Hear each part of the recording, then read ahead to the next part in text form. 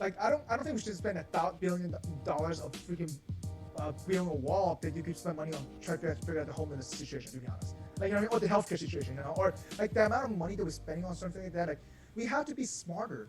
And but now that he said it, I kind of want the wall. Now that he said it. Well, it's a marketing thing, though. It's a marketing. Hey there. Welcome to the Gluten-Free Organic Thoughts podcast, where you are encouraged to express your natural thoughts and views through casual, meaningful conversations that hopefully can lead to learning and understanding new perspectives. To find out more info, visit www.gfothoughts.com. Now, here are your hosts, Michael Wong and Robert Din. We hope you enjoy this episode. Hey everyone, welcome back to Gluten-Free Organic Thoughts podcast. I'm Robert Din, one of your co-hosts. Today we have Tara Szczepanski here with us to discuss her background and her journey into, I guess, being a political pundit now, right? This should be it should be an interesting topic, and we'll get through it. And as always, we have our co-host Michael Wong. Welcome back, everybody. Welcome, Tara. Nice to meet you. Hi, nice to meet you. So first things first, before we dive into the get to know each other, what are you drinking? I am drinking one of my favorite New Zealand wines, Oyster Bay, and it is a Sauvignon Blanc. I highly recommend. It's one of my favorites. Wow, nice. Mike, what are you drinking? I'm being boring. Yes, you know. Always the same thing? I have my own goji berry ginger tea, so I kind of wanted to chill Saturday. Yeah, I know. No matcha tea today. No matcha tea today. I kind of woke up from a nap, and I was like, you know what? I went easy into it to wake up a little bit. Yeah. You know, something soothing. That's all. Me too. Something soothing. I have a Pinot Noir from it's called Chris Baker Pinot Noir from Oregon. Nice. So it's pretty good. Are you gonna kill the whole bottle in this podcast? I hope not, because then I still have editing to do and some stuff for the podcast. So you got close last time. It was really like last week. It was very close. It was like midnight, and I was like, I need to get this out. Yeah. Well, anyway, Tara, welcome. So, how do you Robert meet? Just wondering a little background for those. Oh my god. High school. Yeah. High school. High school. She went to a different high school than with Sammy and like the rest of the group that you know. This was I went to two high schools and then this was my first high school. Yeah, my first high school too. I switched out, so I was at Seminole. We were the Seminole IB program, the International Baccalaureate program there, and then I ended up finishing off over at Oviedo High School. Oh, at Oviedo. Nice. Yeah. I was only there. I was there 2 years. Like, were you? You're a year younger than me, right? So. Yeah. I was class of 2005. Mm-hmm. Yeah. So wait, when was the last time you guys saw each other? High school. No. Yeah. Get out of here. Yeah, high school. Other than like online. Wait, how'd you guys link up? I'm just wondering now. I just been seeing her post a lot of stuff online, and then I was like, you know what? Let me just ask her some questions, because I think it was like after the first debate. And she's like a very pro-Trump support. Like, I think out of nowhere, I just saw her like posting a lot of stuff. So I was like, let me just ask her what her thoughts were on something that I don't even remember what it was. But then, and then like we just talked and we're like, hey, you want to come on the podcast? She's like, all right, yeah. There we go. Yeah, thanks for inviting me. Yeah. Because I definitely like to share my opinion, so. Hey, we all do it. That's what we're here for, right? So. So I guess we have a lot of catching up to do. So it looks like Robert too, apparently. So what have you been up to since high school then?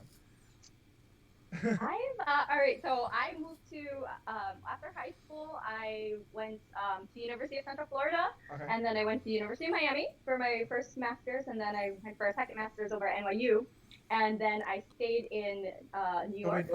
No third master. Just kidding. Not yet. I mean, there's still like potentially law school or a PhD.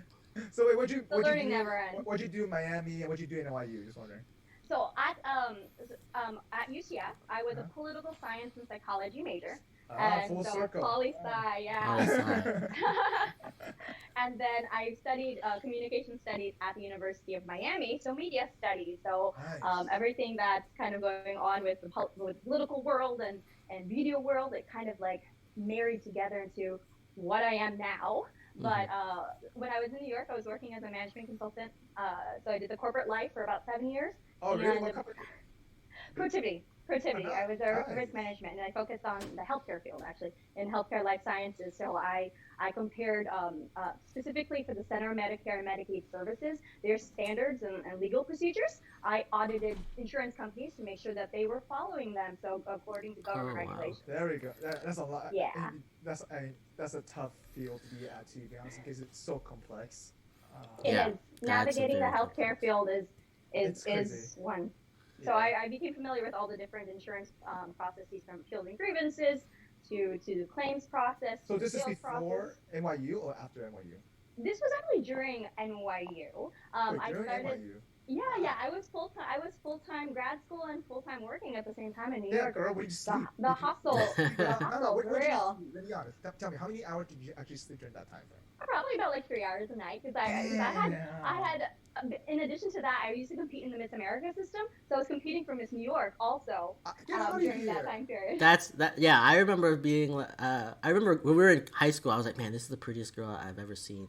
And then, and then like she just was in all these competitions. I was like, oh wow, like this makes a lot of sense. That's pretty awesome. But it's really cool. So you were studying NYU. What was the master's in? Enterprise risk management. And my professor, because like at that time it was the recession, and it was hard to get a job, so I went for more school, and I was like going into the first semester, I'm like, one of these professors is going to give me a job, and I ended up getting actually 3 of my 4 professors had offered me a position with their company. I came always very professionally into class, and I remember one time my professor in risk management, he goes, oh, are you coming from work? And I'm like, no. Hopefully, very soon I will be. And so he told me that's what actually put me on his radar, was because I made it very like clear. I was looking. I was. You knew what you wanted. But you didn't want to be, like, you didn't want to go like, okay, you know what, I need you in a sense. You know, but you wanted that, so you didn't. I needed to work. So I ended up being in the risk management field for about 7 years, and then about 3 years ago I quit corporate life and started backpacking the world, and that's largely what I've been doing for the last like 3 years. Well, before the plague hit, and so did you backpacking the world? Backpack for 3 years though. So I guess I'm sure you probably encountered this, right? When you backpack, you meet people, right? And and it sounds like you're going solo, right? You've gone solo the whole time. I was going solo a large part of it. I traveled also with one of my best friends for about like 4 months. Because originally, like, it was only supposed to be like a year away, and then when I came back, we were organizing a family trip to Indonesia, and I invited my best friend to join us. And then what was supposed to be 2 weeks of us being with the family and everything, we're like, we're gonna stay here. And then her and I continued traveling for another 4 months, and then she came back to the States, and I continued going. And so last year was the longest period that I had gone straight. I was gone for 11 months last year straight without coming back to the States. I encountered those Australians who are Europeans that, hey, I'm on my 14-month of vacation, or my 12-month vacation. I'm like, wait, I'm like, what do you mean a 12-month vacation? And it's only like in America, you know how that kind of pissed me off in a way, because like we only get like 2-3 weeks off, right? And other countries, everyone gets like a whole month off sometimes. Even I think they force their high school kids to take a year off before they go to college in Europe. Or like, honestly, I think that's really smart.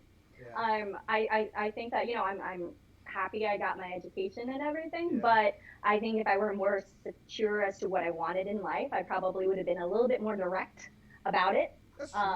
And nowadays, I think that YouTube is actually a better educator than some of these universities. So no, I cannot disagree more than that in a sense, because I feel like everything that I learned, don't get me wrong, I had a great education and everything. It built the foundation, I guess you can say. But I feel like everything that I learned has been on my own. And I think that's a lot of education. Just it's like self-learning, and it's a lot of it is it's just out of need, right? And I think that's like, if you need to learn it, then you'll put your mind to it and do it. Traveling the world has been the best education. I've traveled to 57 countries. Wow. Wow. Do you have a map of where you've been? Covered most of Asia. There's of the 13 Southeast Asian countries, the only one I haven't been to is East Timor. I went to the border. I was in Korea. I went to South Korea. Oh, I can look in over the DMZ zone. You can look in with the binoculars and. Yeah, so I've been to the DMZ zone. I do want to go to North Korea. There isn't a place that I don't want to go because the goal is to see all the countries in the world. That's crazy. So you did this 3 years ago. So are you? I guess monetary. How are you supporting yourself? YouTube channels? Are you blogging? What are you doing right now? Just wondering. You gotta be doing something with this.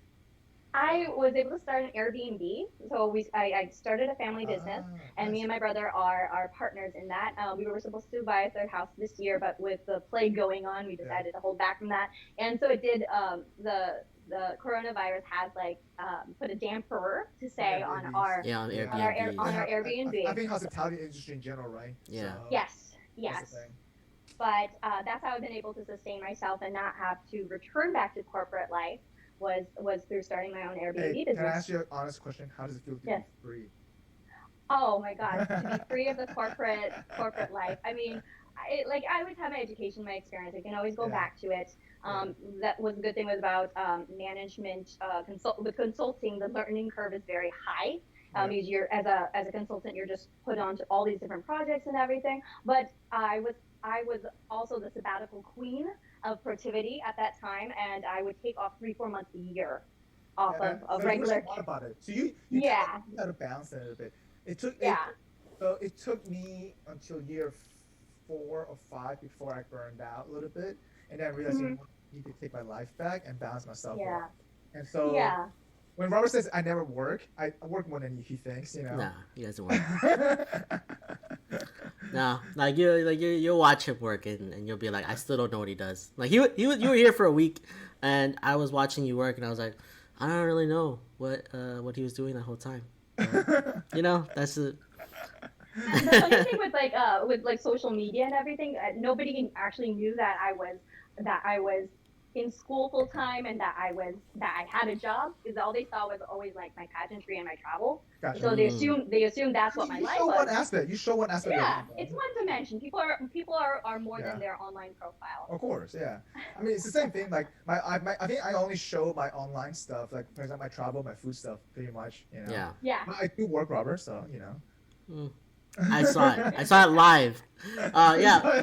No, but I think I only knew because I was I think we were friends on LinkedIn. So then I would follow you on there to see what you were doing work wise. But then everything else was very pageant and travel related. Gotcha. Yeah. So now, going back. So now, obviously you finished school, you did work, and you quit. Now you travel. Obviously, that traveling experience has gone along with, because you probably exposed to the different. The richest and the poorest probably in different areas. It's crazy, right? Yeah. Yes. It's so crazy that how much we take for granted, in a sense. Yeah. So you gain for a deep, profound appreciation for your life in America when you've been able to step outside of it. Mm-hmm. Perspective. I 100% agree. I 100% agree. So I guess give me a little bit of background about your parents. You're half Polish, half Filipino, right? Yep. Yeah. There we go. That's good. That's such a good way to put it. So, do you speak both languages? I don't. I know phrases and words and everything. So, a little bit. My mom's native language is Visayan, so it's a dialect in the Philippines. Mm. I probably speak more Polish than I do Tagalog or Visayan. Gotcha. Okay. But I studied French in school, so if anything, I probably speak more French. Than everything. Yeah. So have you gone to Poland? Many times. I've gone to Poland almost every other year. My younger brother moved to Poland after high school, so he was there for 5 years. And then we have a lot of family there. We have property there, and so we're always back and forth. I have a nephew there, so we're always back and forth to Poland. I would say I probably go every other year, every 3 years. Yeah. But for the Philippines, I go every year. My mom has been taking me to the Philippines since first time was in 5th grade, and every year since. I spent 4 months living in the Philippines. Wow. Good. So they balanced you really well. That's amazing. That's amazing, though. Yeah. Yeah. to have the opportunity to experience both sides of the world like that, it's crazy. There's such a, I guess there are a lot of things in common, but also at the same time you have your differences that you can still learn from both sides. Mm-hmm. That's crazy. Absolutely. And then also for me as a person, I always find that you need to know your family's background and history and the cultures that they came from. That's part of what forms your identity, and also my identity as an American, as a Polish American, as a Filipino American. And I was always big into celebrating cultural diversity, and which was kind of the shock with all the racial protests that have been going on this summer. And then as I became vocal on my social media, the amount of times that I'm called a racist or a neo-Nazi and white supremacist, and I'm like, really? I think you should look at the dictionary. But now, like, you can totally the dictionary, everything is just being rewritten. So I no longer refer to the dictionary anymore. Well, it's not even that, though. I mean, we'll get into that subject in a sense in a second. But what's more about, I think we tend to forget that we're human first for a lot of the conversation, and I think if we can always relate it back to that sense, okay, at the end of the day, we're all humans. Yes, we have our own opinions, but also we gotta realize sometimes our opinions are not facts, and then sometimes we also gotta understand that it's okay. I mean, we live among each other throughout thousands of years now, and and especially in the United States, right? I mean, I think our diversity is supposed to be our strength, right? So I agree. And I think that's what made us, such a fast-growing country the last 100 years or so. I mean, but I mean, and before we dive into that conversation, in a sense, though, like I guess for me, I mean, maybe Robert, I guess since you haven't spoken to her, like a little bit of background, like, okay, so you entered, the pageant. What made you get into the pageant? Just wondering, like, is that because you wanted to see you could do it? Is it more for like to showcase that, hey, that you get the best vote for, being Polish and Filipino? Yeah, how did you get into this? How did you get into this? Yeah. The first competition I did was when I was 14. I was competing for Miss Florida Teen USA. It was owned by the Trump organization at that time, so the Miss Universe organization. And I had a family friend that was competing. I was always involved in theater. I sing, I dance, play piano. So your parents didn't tell you, hey, go do it, right? You wanted to do it, though. Like, is yes. That okay. Yeah. We had a family friend that was competing, and then my dad asked me, "Do you want to compete?" And I'm like, "Yeah, it's a stage. Put me on it." So you live for the stage. I can see that. Thank Okay, you. all right, there we go. I first declared myself as a theater major when I was at UCF, and my parents were like, "Oh my God, she's gonna starve." Right, I'll do something practical. Political science. Okay, that sounds political practical. science. But yeah, that's how I got involved, and then specifically with the Miss America organization became my passion when I started competing in that when I was 17, and worked hard at it in competing for Miss Florida. I've held 4 titles in the Miss America organization. First one was Miss Miami in 2007, and then I held Miss Fort Lauderdale in 2009, Miss Central Florida the year afterwards, and then my last title in the system was in New York, Miss Metropolitan. And there I placed quite well. I made top 10, and I was a fitness winner for the year. And that's so crazy. Yeah. But that branched into actually afterwards, I started doing international competitions. So I've represented the USA at 3 international competitions, the largest being Miss Tourism in Malaysia. And there we had almost 75 girls from around the world competing. It was the first time I had even met women from Kazakhstan, Kyrgyzstan, and Myanmar, and it was fantastic. And to have all the diversity in a room together. All the diversity all at once. Yeah, that's cool. Yeah. So I guess I mean this explains a lot in terms of your passion for stage, and because obviously you definitely have the knowledge, because you gotta be able to kind of because they ask you crazy questions, and you gotta be able to answer that on the spot because you don't know what they're gonna ask you. Yeah. How do you prep? I guess being so young, how do you prep for that? Because I wouldn't be able to prep for that. That's just crazy. Well, it's a journey. It's a process to improve. So preparation, I kept up to date with current events all the time. I asked my friends to ask me questions all the time. I read a lot. Yes, that's key. Is just reading the news and right now I get my information not from mainstream media, but it's important to know what's going on in the world. Yeah. Correct. I mean, that was my main preparation, was just keeping aware. Do you have any favorite books when you read as you growing up? Just wondering. Like, did you read anything that the parents guide you anything reading wise, or did you pick up? I'm a fan of French literature. Victor Hugo and Really? is one of my favorites. I love Les Miserables, and so the French Revolution in that world of Les Mis. Hunchback of Notre Dame. That those books have also shaped me. Yeah. My favorite all time is not French literature, but going into English literature is Wuthering Heights. Heathcliff and Emily Bronte is just amazing. Yeah, so I'm a fan of European literature. I'm guessing you like a lot of romantic of the romantic movements back in the days. Yes, yeah. Renaissance. Renaissance, Enlightenment. Yeah, there you go. That's crazy. Because not many people, I guess, I don't know when you have the time to read, because it sounds like you do it a lot. Yeah, right? doing so much. So now, just to kind of understand this, how do you, I guess, overall, like, is that why I guess you decided to change your life, because you were doing so much? You're like, you know what, done with everything, I'm just gonna go backpack.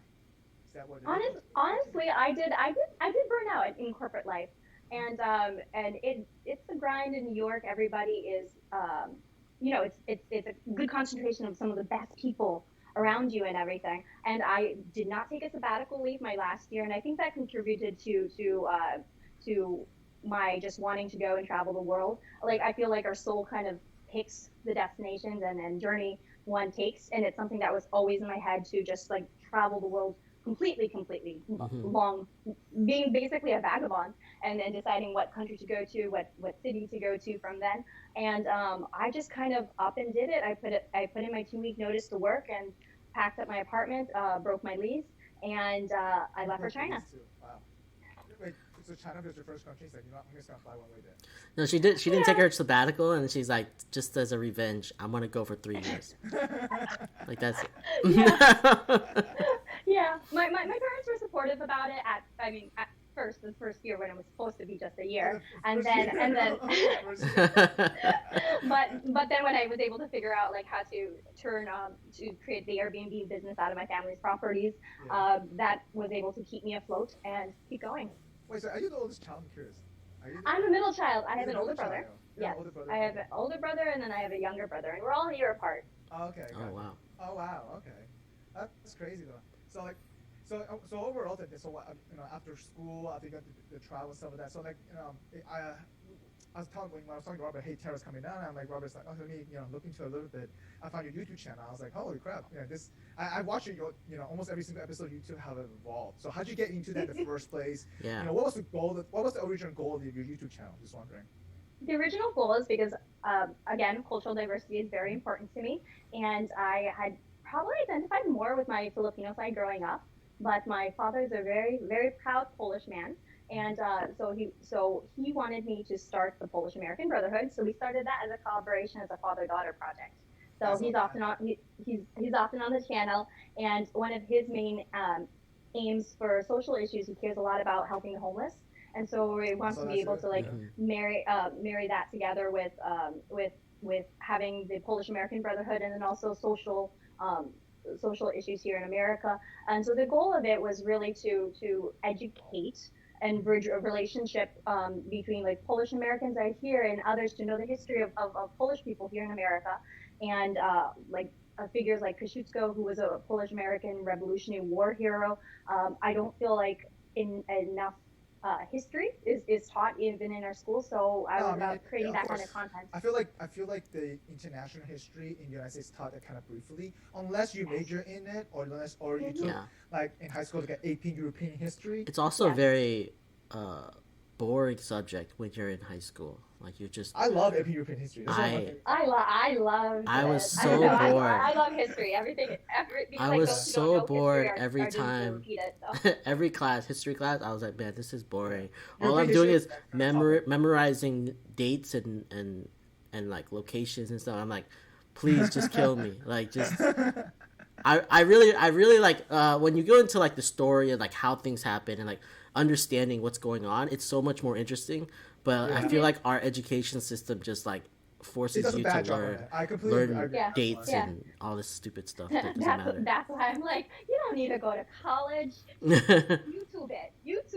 Yeah. You have your education. YouTube does a really good job at like keeping things concise and like easy to digest, right? And, yeah, that's for sure. I 100% agree. Especially like if you want a snapshot of something, at least you get a broader overview, which is great to learn because it can give you like a foundation, and then you can dissect into it, right? But and I feel like in our current education system, it takes so long to build that foundation, and then and then they don't even teach you how to explore that. You know what I mean? Like to analyze that in a sense, right? They just teach you go memorize this, good luck. Mm-hmm. Yeah. That's pretty much really it, to be honest. I feel like Yeah. I don't even remember much like in terms of like the American history that we learned. I'm with everything that's going on now, it's a new history lesson refresher in American history it's a reminder, me right now. It's I feel like it's a reminder why the founding fathers are creating this country. It's a reminder also that our constitution is not perfect, and back in the day, it was developed for that reason, and there's some things that needs to be changed. You know what I mean? Like it's just. It's a progress. It's a progress. It's progress. It's a journey. It's progress. That's the human experience is to progress to a more perfect union. Yeah, and it's funny thing is that we all want the same thing, but we all go about it different ways to get the same thing. It's kind of weird. Exactly. Have you noticed that? Like. Exactly, it's a common ground. There's a lot of common ground between everybody of different issues, but they disagree in the micro parts of it. Which is we tend to and we get too, I guess, lost in that area, right? And instead of taking a step back and view it from the bigger picture. Mm-hmm. You like how you were saying earlier about is the humanity of it. We should never forget that the other person, that the person is a person, and not dehumanize their opinion or dehumanize them as a person because we don't like their opinion, and that's how everything is seeming to get lost. But humanity first. I completely 100% agree in that part. It's and also I feel like we'll dive into a little bit more about the conversation about that in a second. But I guess jumping in back into like as you growing up, as you were running for pageants, stuff like that, like when you were younger, I guess obviously your beliefs and your views were a little bit different, right? Even up to because I think Robert was telling me that back in 2016 you used to be a Hillary supporter, right? And even your views there back then is still different compared to today. Like, how do you feel like as you learn more about yourself, your views change, or is it more influenced by what's around you, or is it both?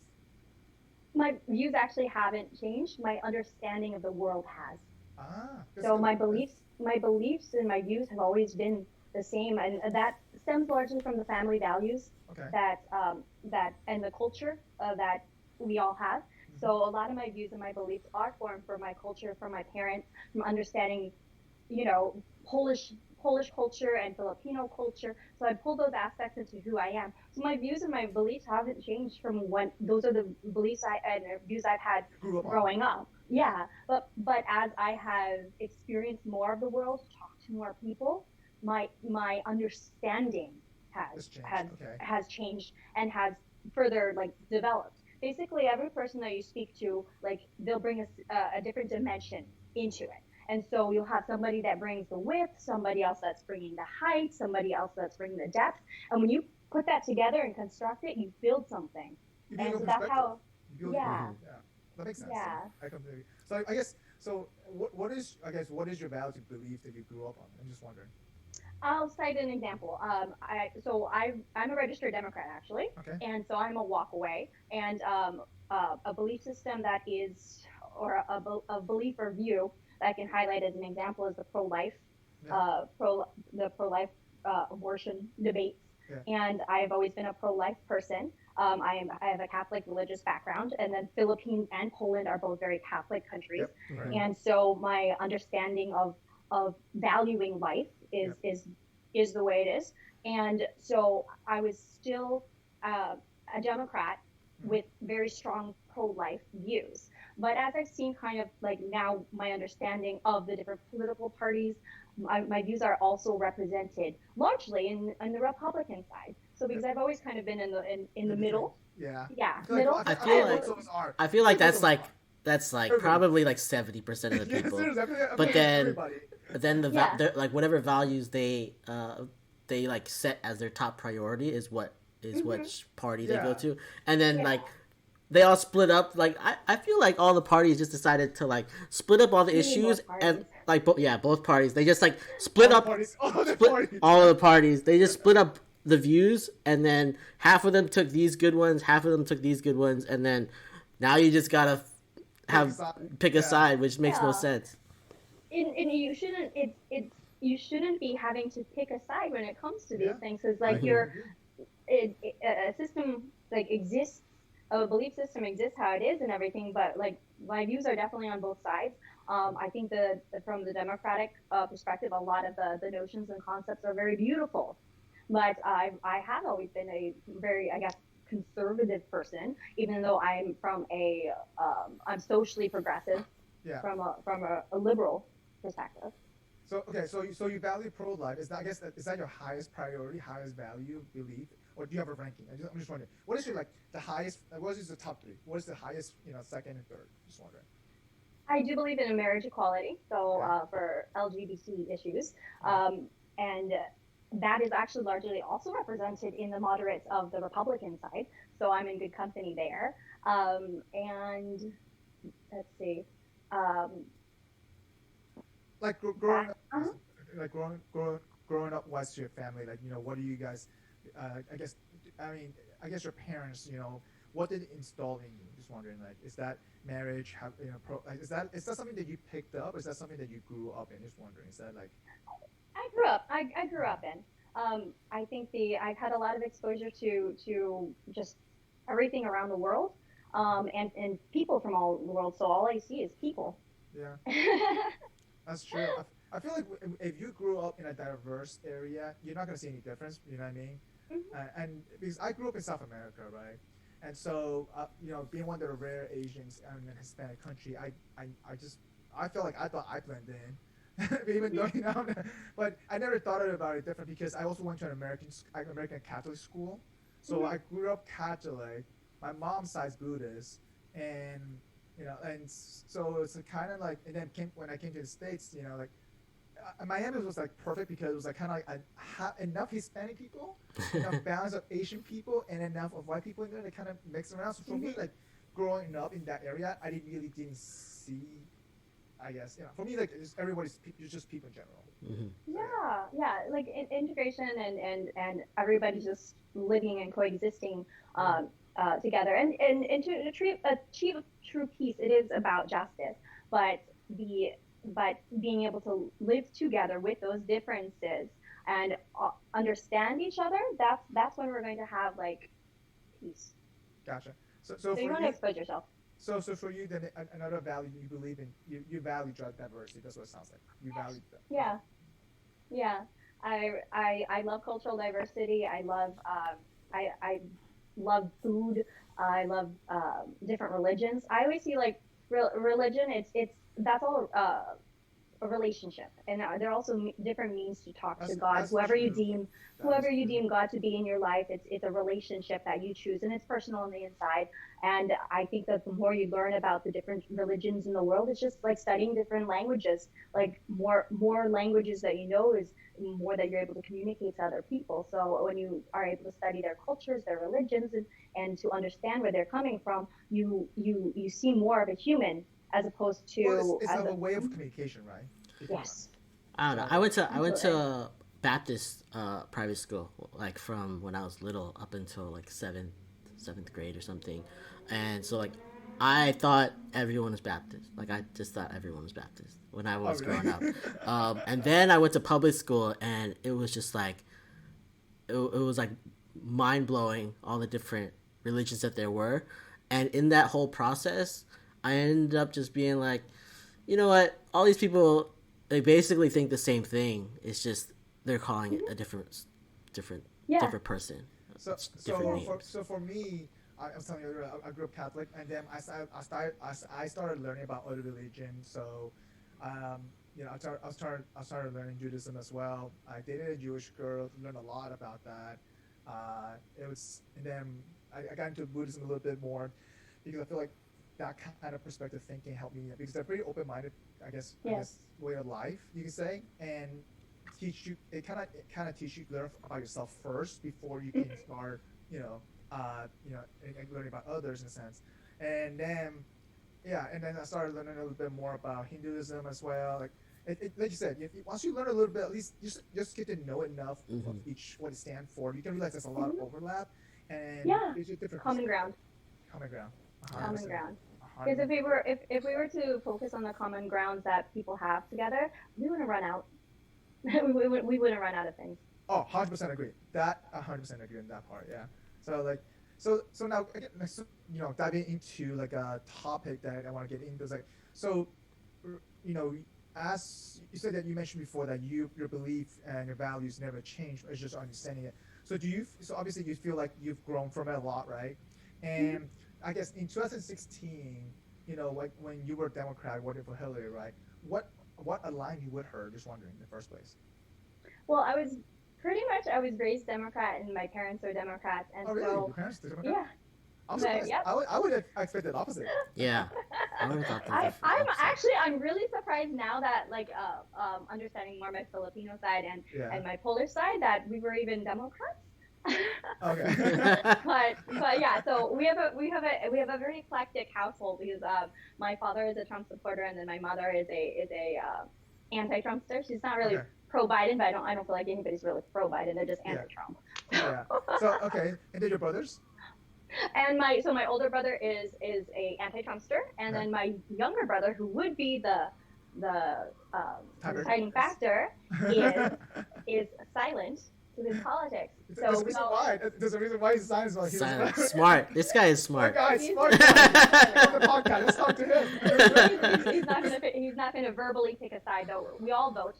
We think voting is like that's good. I agree. People died to be able to vote, for us to be able to vote. So it's a right that we need to exercise. So it doesn't. Agree. I would rather a person go vote for Biden than not vote at all. Or throw the word.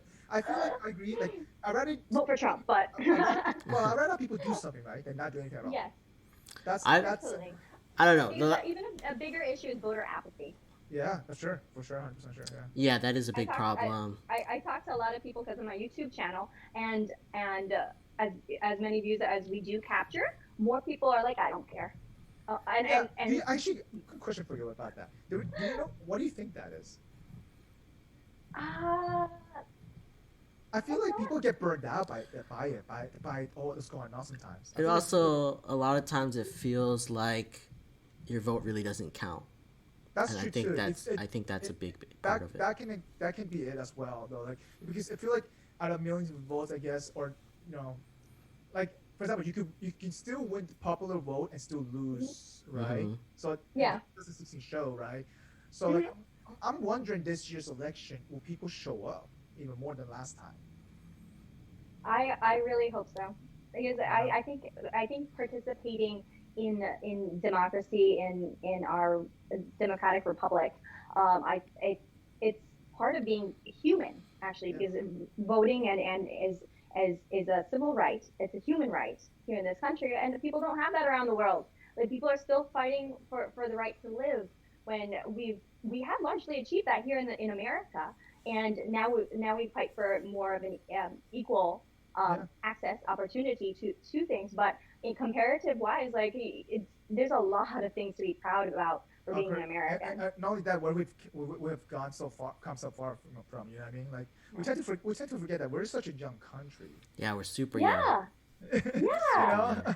What generations go back 3 or 4? Yeah, that's it. Yeah, and that's it. Yeah.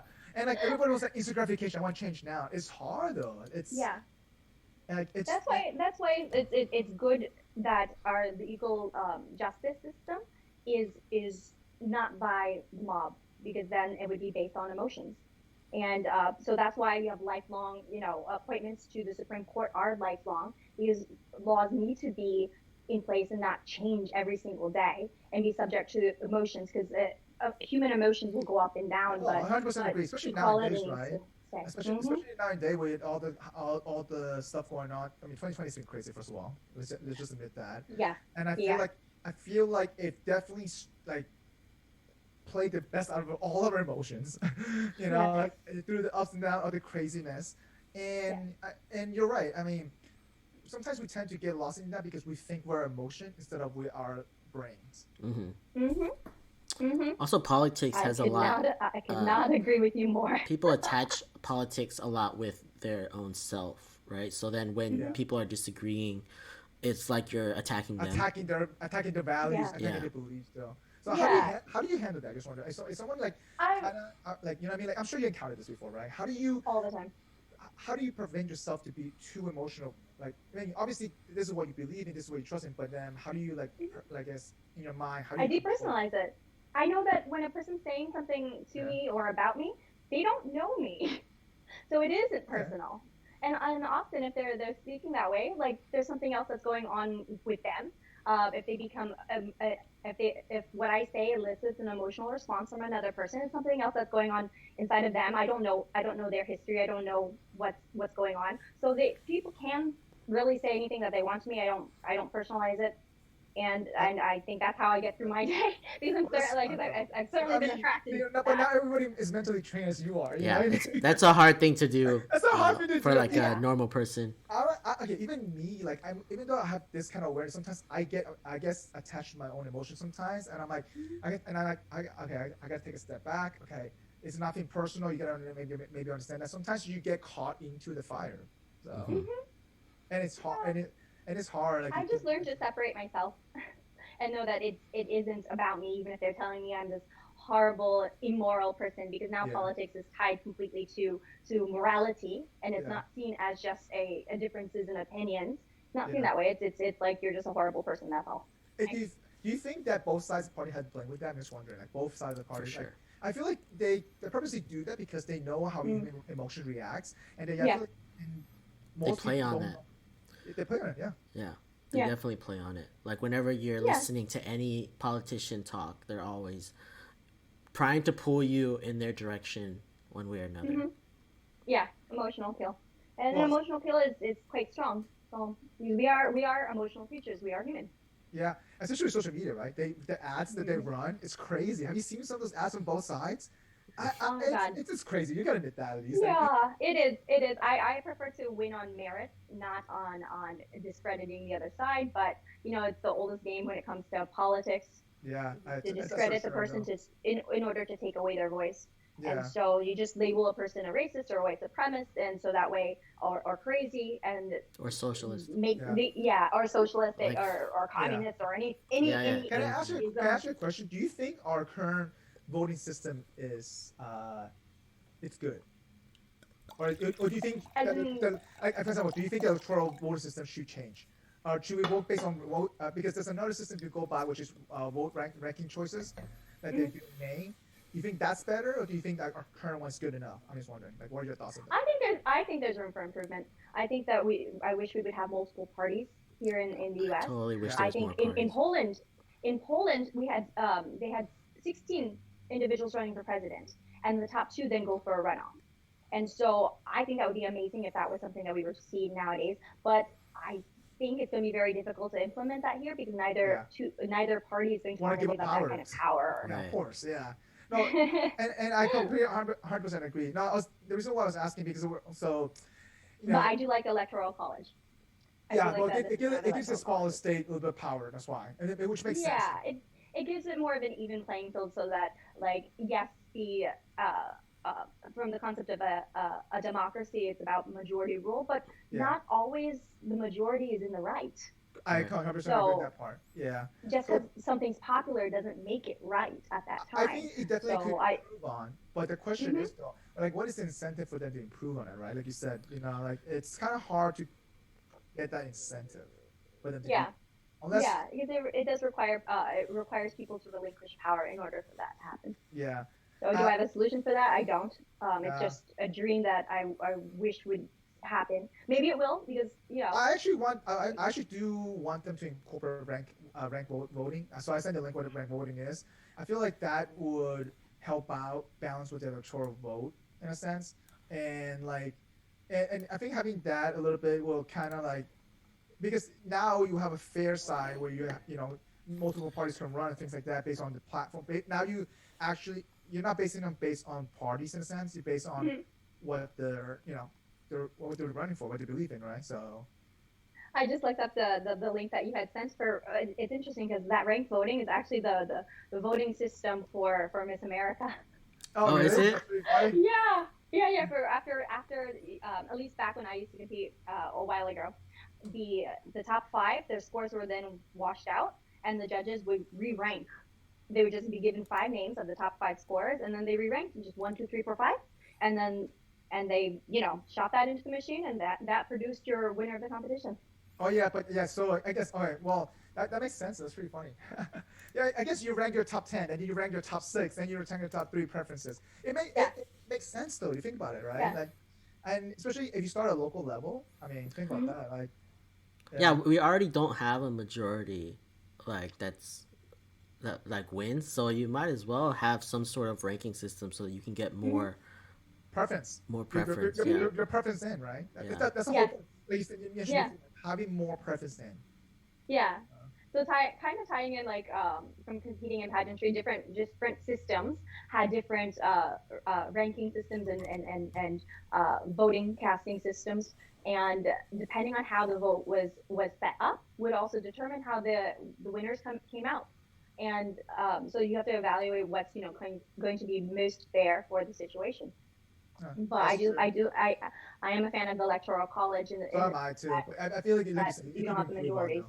Yeah. Yes, absolutely. Definitely room for improvement. Yeah. So like, so now I guess, you know, based on you know what you've seen so far, 2016 election, and now what do you think, like, I guess our country stands for in a sense? Because obviously before 2016 election, our country was viewed differently, and then now our country is viewed differently. Like, what are your thoughts on how that shifted? I'm just wondering, what do you think? So, just to clarify your question, are you talking from an international perspective or how we view ourselves? Let's just do international perspective first, and then we can talk about how we view ourselves. So I feel that when I have gone abroad, depending on the country I'm at, would be whether or not that country was for Trump or against Trump, and that was what largely shaped their from an international perspective their view. So if you're traveling in Poland, they love the president, President Trump, and so. I feel like a lot of the news that gets out there doesn't really highlight a lot of his accomplishments and what he's done from an international perspective. And so actually when I've traveled, and also had to deal with the government of the countries I've gone to, because I've gone to Vietnam, I've gone to China, and so depending on who you talk to is the opinion that you would be getting. And so I found both a mixture of people that were supportive of Trump and the United States, and others who didn't agree with the politics. Okay, that makes sense. So, and then I guess so you travel in 2000, I guess 16, 17, 19. So that's the time. Yes. So now, so before Trump, how do you think they view the United States? I'm just curious because I feel like when I went to travel, so I started traveling a lot in 2013. I think 2013. Yeah, 2013. Yeah. So before Trump era and stuff like that, I feel like a lot of countries already think about American as being spoiled snobs in a sense. Yes. And it's true. It's true. And just because we're coming in as arrogant in a sense to some degree, right? And then now I feel like when I travel, people look down on us in a sense, like, wow, you guys. I get you said, but also that also varies per country because it depends if they support Trump or they don't. That's for sure. But they still group us together just because. Yes. I mean, I can't believe your citizen did this in a sense, right? Like, so now I feel like they look down on us in a sense, though. That's why. I've definitely encountered both opinions, and I think that has to do with like the media and information that people are fed largely in their countries, and because in terms of freedom of news and media, you have less freedoms around the world. And certainly, like when I spent quite a bit of time in China, and the limited information. Let me tell you, it's 100%. Yeah. What kind of news do you think people in China are getting? Let me tell you, like only the ones that leaks in. That's all everybody really. Yeah. So when Mulan was released, and how people didn't like how the position of the lead actresses, like how she supported China, like. and then when people were talking bad about her, I'm like, you have to also understand, like, Well, if you're Chinese from China, like, she doesn't really have a choice to say nothing but that. And her family's they there. Will make your They will make your birth certificate will disappear. Like, you will just not have existed. No, so your family's there. Your friends are there. Yeah, like, like, it's not so much that they can make life hard on you. They can just make your life not exist. Yeah, it's crazy. Like, it's super crazy because they can understand that part of it. Like, even, like, I mean, listen, we can talk about the movie, but that's a different topic. But yeah, but yeah, I agree because I feel like people don't understand why she had to say that. Like, yeah. So even with that, in my mind, I'm separating her opinion from who she is as a person, because like, understanding of having traveled in that part of the world, like, she might be speaking something that isn't even her own opinion. Yeah. And you're right, because see if you didn't travel, you wouldn't thought. I guess you wouldn't have that, at least awareness or thought about that kind of view, because I feel like traveling and experiencing different culture opens up another way of communicating. Or understanding. That's true. So. Yeah, you have to walk in that person's shoes to understand more where they're coming from. So 100% agree. Yeah. So then now going back to my original question. So now, how do you think we view ourselves as a country? I like, there's definitely a lot of division. I've never seen what's going on now. Granted, I've only relatively young, so I've only gone through a couple elections, but this is crazy. I feel like in college, let's be honest. I feel like in college we didn't care as much. I mean, I didn't care as much. Yeah. Well, in college, also, I feel college is our liberal breeding ground. So like, we're very conditioned. I feel like we were very conditioned in when it comes to universities and ideology there. I didn't feel that. I didn't feel that at all. I didn't feel like it's very. Well, I didn't feel it while I was there, and I didn't think that way while I was there. But now, as I reflect, I'm like, I don't know. I've always been pretty conservative in nature, and I never felt like my anything that I thought conservatively was thought of as negative. Attacked. Yeah, or negative either. I agree. Yeah, because I have a lot of friends who are both liberals and conservatives, and nobody ever, like, I never saw people attacking each other. But now my social media kids that I did go to college with, that knew me in person there and everything, they act as if they never did know me, in the sense of what they say to me really is dehumanizing, and they're like, bye, and I'm like, okay, bye. Yeah. I mean, to be honest though, if someone doesn't want to talk to me, why do I want to waste my time talking to them and agree, right? But also at the same time, I feel like I do wish, I think this is where compassion comes in, right? Mm-hmm. And we tend to forget about that in a sense. Mm-hmm. And so, like, you gotta have compassion in order to, I guess, create a different level of understanding, another level of understanding. And it's very, very hard to do that. I don't think everybody's had the awareness to do that. I mean, sometimes I even follow it as well. But having that compassion, especially in this kind of time, it's 100% crucial. Like, I think the problem is people don't assume that you're in, like, that you're trying to be trying to help, right? Like, they always assume the worst in what you're trying to say. So everything that you say gets, like, doubled down as, like, extrapolated into, like, the worst possible situation that you could have thought said. Yeah, because we make mistakes when we communicate, and sometimes we don't say the things that are actually reflective of our thoughts, because it's, to be an effective communicator, that takes work. And sometimes you don't say what you mean to say, and then depending on the mood of the other person, they'll extrapolate and project whatever emotions that they want on that. And since a lot of our interactions are so limited because of the pandemic, we've all been so isolated from each other. These are difficult conversations that often you need to have in person and have a drink and be able to build that rapport and a greater understanding of where that person's coming from. And we're simplifying those opinions into little tweets and posts. I completely and then agree. And it's so complicated. It takes that assumption right there. Okay? It takes that assumption, that belief. Oh, that person believes in that. Mm-hmm. Screw that person. Whatever it is. And then you get all these crazy comments and people start attacking that kind of stuff. And one of the things is that. Do you think this happened this year though? Because I feel like I felt this before. This definitely felt in 2016. I think I could have felt it in 2012, but it just wasn't the same degree. But yeah, I feel like every single election you feel some level of it. But it keeps getting worse. It just keeps magnifying more and more, and it exponentially get worse. Yeah. Yeah. When I was in 2016, I was living in New York at that time, so it was a very democratic, liberal state. And so in that sense, like, I'm around like-minded individuals there, so I never felt any form of attack. I had no idea of this concept of like the narrative and stepping outside the narrative until I accidentally tripped over to the other side, and you know, it was social media suicide or something. And I'm like, what? I also didn't. Well, I don't know. I don't talk about politics much in my personal life, just because it's not something fun to talk about. It's always like very it's divisive. Considered impolite. They always say that, you know, what is polite dinner conversation is not to talk about religion, not to talk about politics. But really, yeah, actually, is it impolite? Yeah. I didn't know that. Impolite. Oh. Yeah. But then I don't know the etiquette. Sorry, I don't know anything. that's my excuse, right? I don't know any etiquettes. Sorry. Yeah. So I was saying I didn't see it in my personal life just because we don't talk about it, but I saw it a lot on social media. Like that was where I saw all of the divisiveness. I love how people post, but they don't talk about it. You know, they love posting, but they don't. It's just crazy. Like I have a friend. It's fun though. It's fun to incite. It is though. It's fun to trigger people. You know, the CEO of triggering liberals.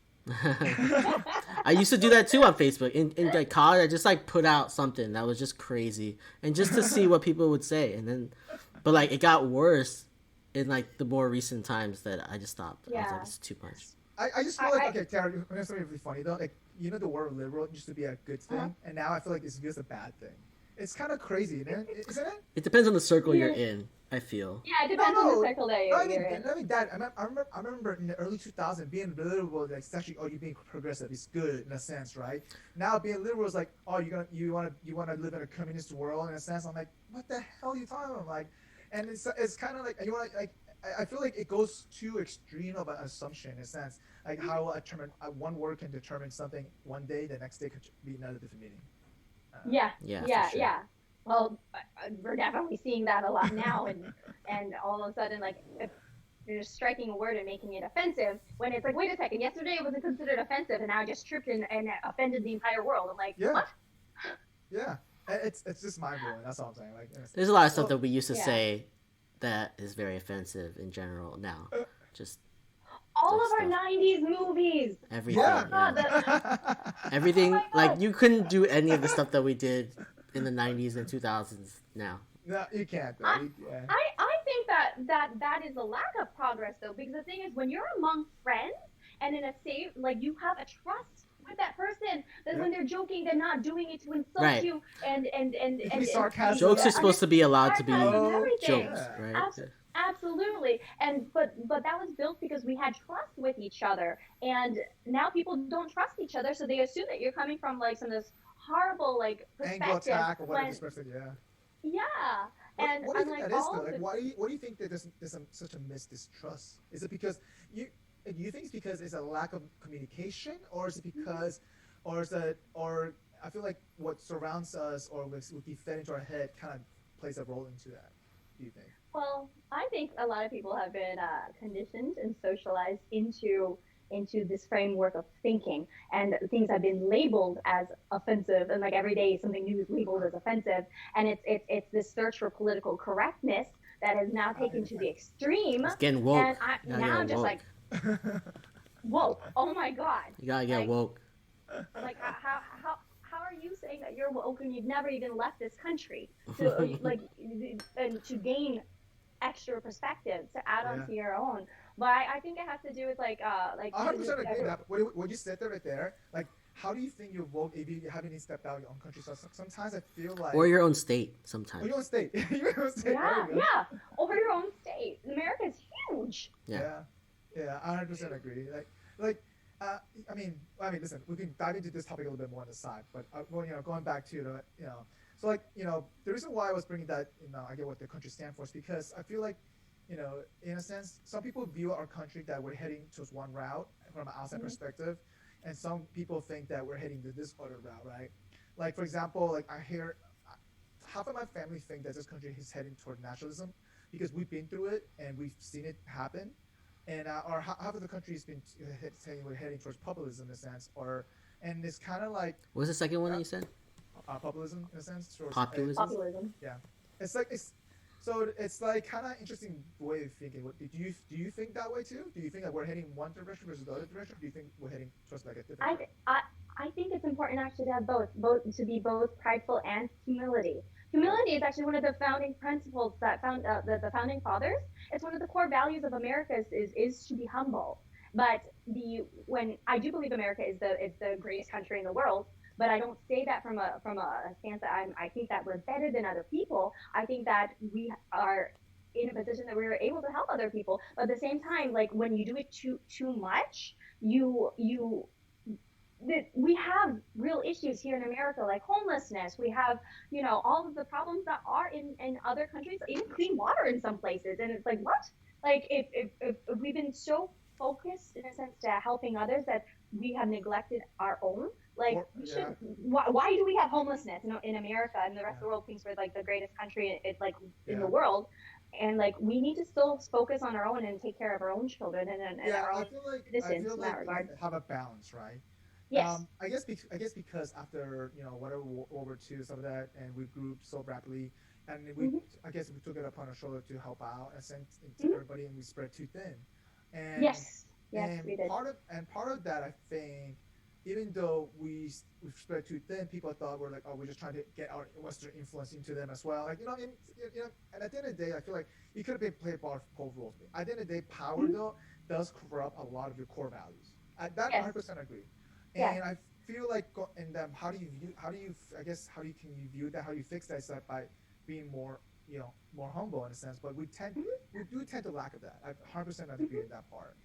From both ways, because we have to have like that sense of humility so that we know that there's opportunities for improvement, but it's important to have that national pride because that's what instills in us a motivation to move forward, is because you have to have something to be proud of. Actually, if you look at how when imperialism and the conquistadors of way back when and actual colonize us, they they stripped people of their pride, of their ethnic culture, of their ethnic pride. And when you take that away from their identity, if a person stands for nothing, they can fall for anything. Yeah, but do you feel like right now, though, is that something that's happening to a diversity, our cultures right now, in a sense, though? Is it because, like, I feel like this is like an ongoing topic, like, with all these social issues going on, and then like with all the racism going on a little bit more, I guess because of social media blowing it up more, I feel like is giving it like that perspective, that visual right now. Yeah, because it is in a sense like taking away an American pride, and by doing that, like making us feel ashamed of who we are, and I like to keep my earlier editions of my writing, for instance, because like when I go back and I reflect, I can see how I've improved.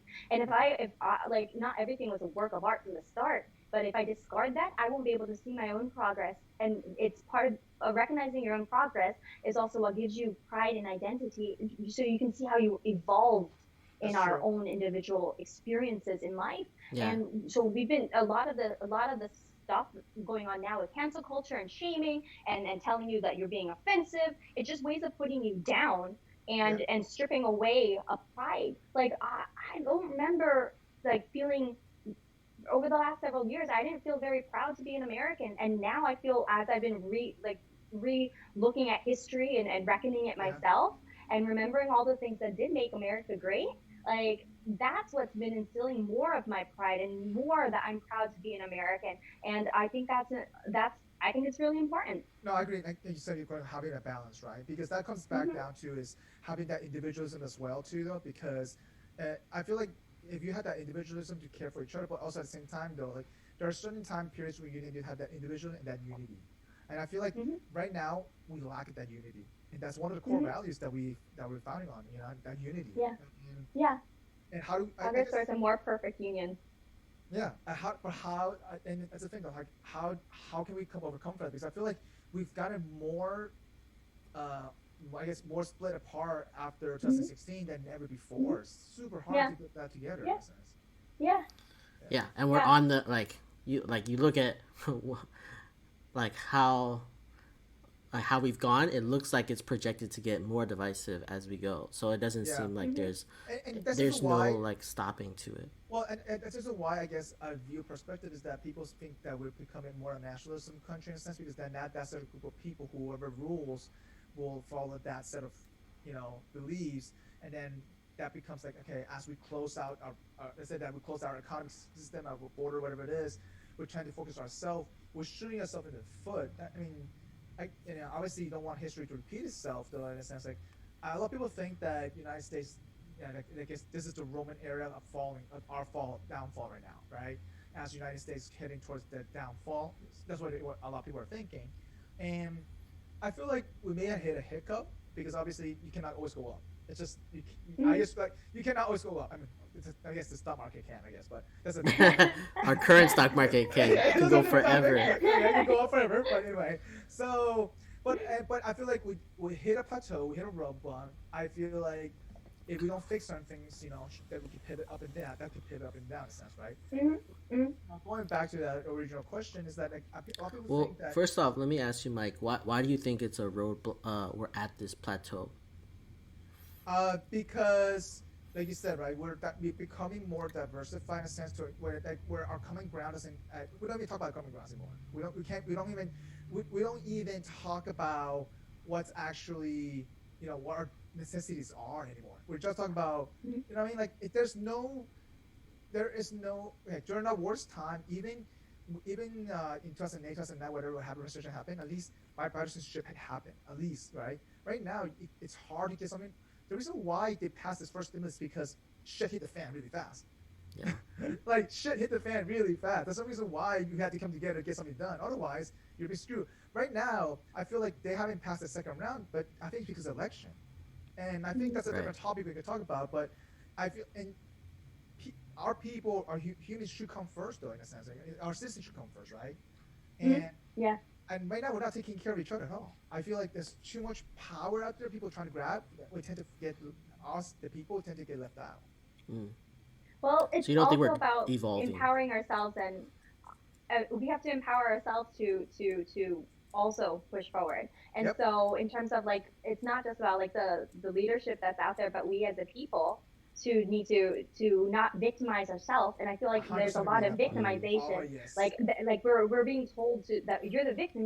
I like, growing up biracial in America, I never felt the victim. My father's a refugee into this country. My mother's an immigrant into the country as well. And like, until now, like, people are telling me, like, you're the victim, you're a POC, and I'm like, what the heck is this POC? Like, I'm just American. So wait, hang on. Like, what kind of message have you seen that they feel like they're telling you you're the victim? I'm just curious. Can you give an example? Like, Well, I do from a social media perspective, and the conversations that I have observed there and on YouTube is when I talk about, like, victimization, like, I think that takes away a person's, like, if you have to decide you're not the victim in a situation and you push forward, but if you cater your emotions to playing the victim, you will never move on. I agree. Like, I'm sorry, like, life does happen. But that 10% bad thing that happens in your life shouldn't dictate the rest of the 90% about it. It's like every in a sense, a fall or a challenge, like, rise up to the occasion of it. See what you can what it's hard though. Again, I mean, listen, like, for example, like, the mental stress behind that is super hard. Like, okay, so I agree with you. Like, we shouldn't victimize ourselves. For example, my parents migrated to 2 different countries, and we started from scratch twice. Exactly. Twice, and they never complained about it. It's crazy. Yeah. If I use the word unfair in my household, both my parents will be like, "You have food on the table. How dare you say life is unfair?" Like, do not sit into and just seep in your own, thought process of life is unfair. Yes, life is unfair. Accept that life's unfair. The question is, what are you going to do about it? Yeah, that's true. And so, like, so going back to that question, right? Even though we're heading to I guess, whatever people view, whatever direction is, that what are people going to do about it, right? And that's the reason why I get mad when people don't vote, in a sense that, okay, I mean, you complain about all this stuff, you feel like you're a victim, but you're not doing anything about it. If you want to do something about it, you be more vocal about it, you get more involved, in a sense. And try to have that hard conversation with somebody. I agree. And it sucks though. I think it's I also got like where when I like say in 2020 what was it 2016 I voted third party, right? Because I didn't like either candidate, and people said I threw my vote away, which I don't see that as all. I feel like that's such bullshit. Why would you say I threw my vote away? You're telling everyone to go vote, but vote for who you want. That's what you're saying. I agree. Yeah. Right? Like let me vote, and let me show my support that let me show my unsupport of the entire system by voting someone else. Listen, you could vote for Kanye West if you want to, you know. Yeah, if you want. I have my voter thing right here. Vote Kanye West. I met several people who said they were voting for Kanye. No, it happens though. Just because it happens. I mean, if their belief ties to his belief, it happens. And you know, ultimately though, like you know, at least they're trying to do something about it in a sense, right? And they're not doing anything at all.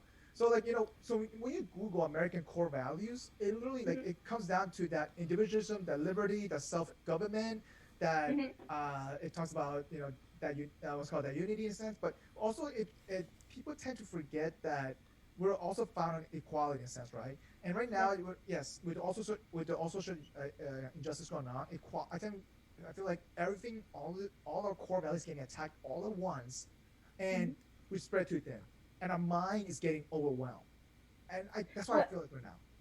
What I found for me is like when my core values were attacked, they became stronger, because like if you're standing on your platform. And the more people attack me, the stronger I solidified what I believe in and what I stand for. Well, and people become angry at me for being so vocal about being a Trump supporter. But but when they lash out and send that anger towards me, I'm not the one who ever gives in to bullies, and that's what it is.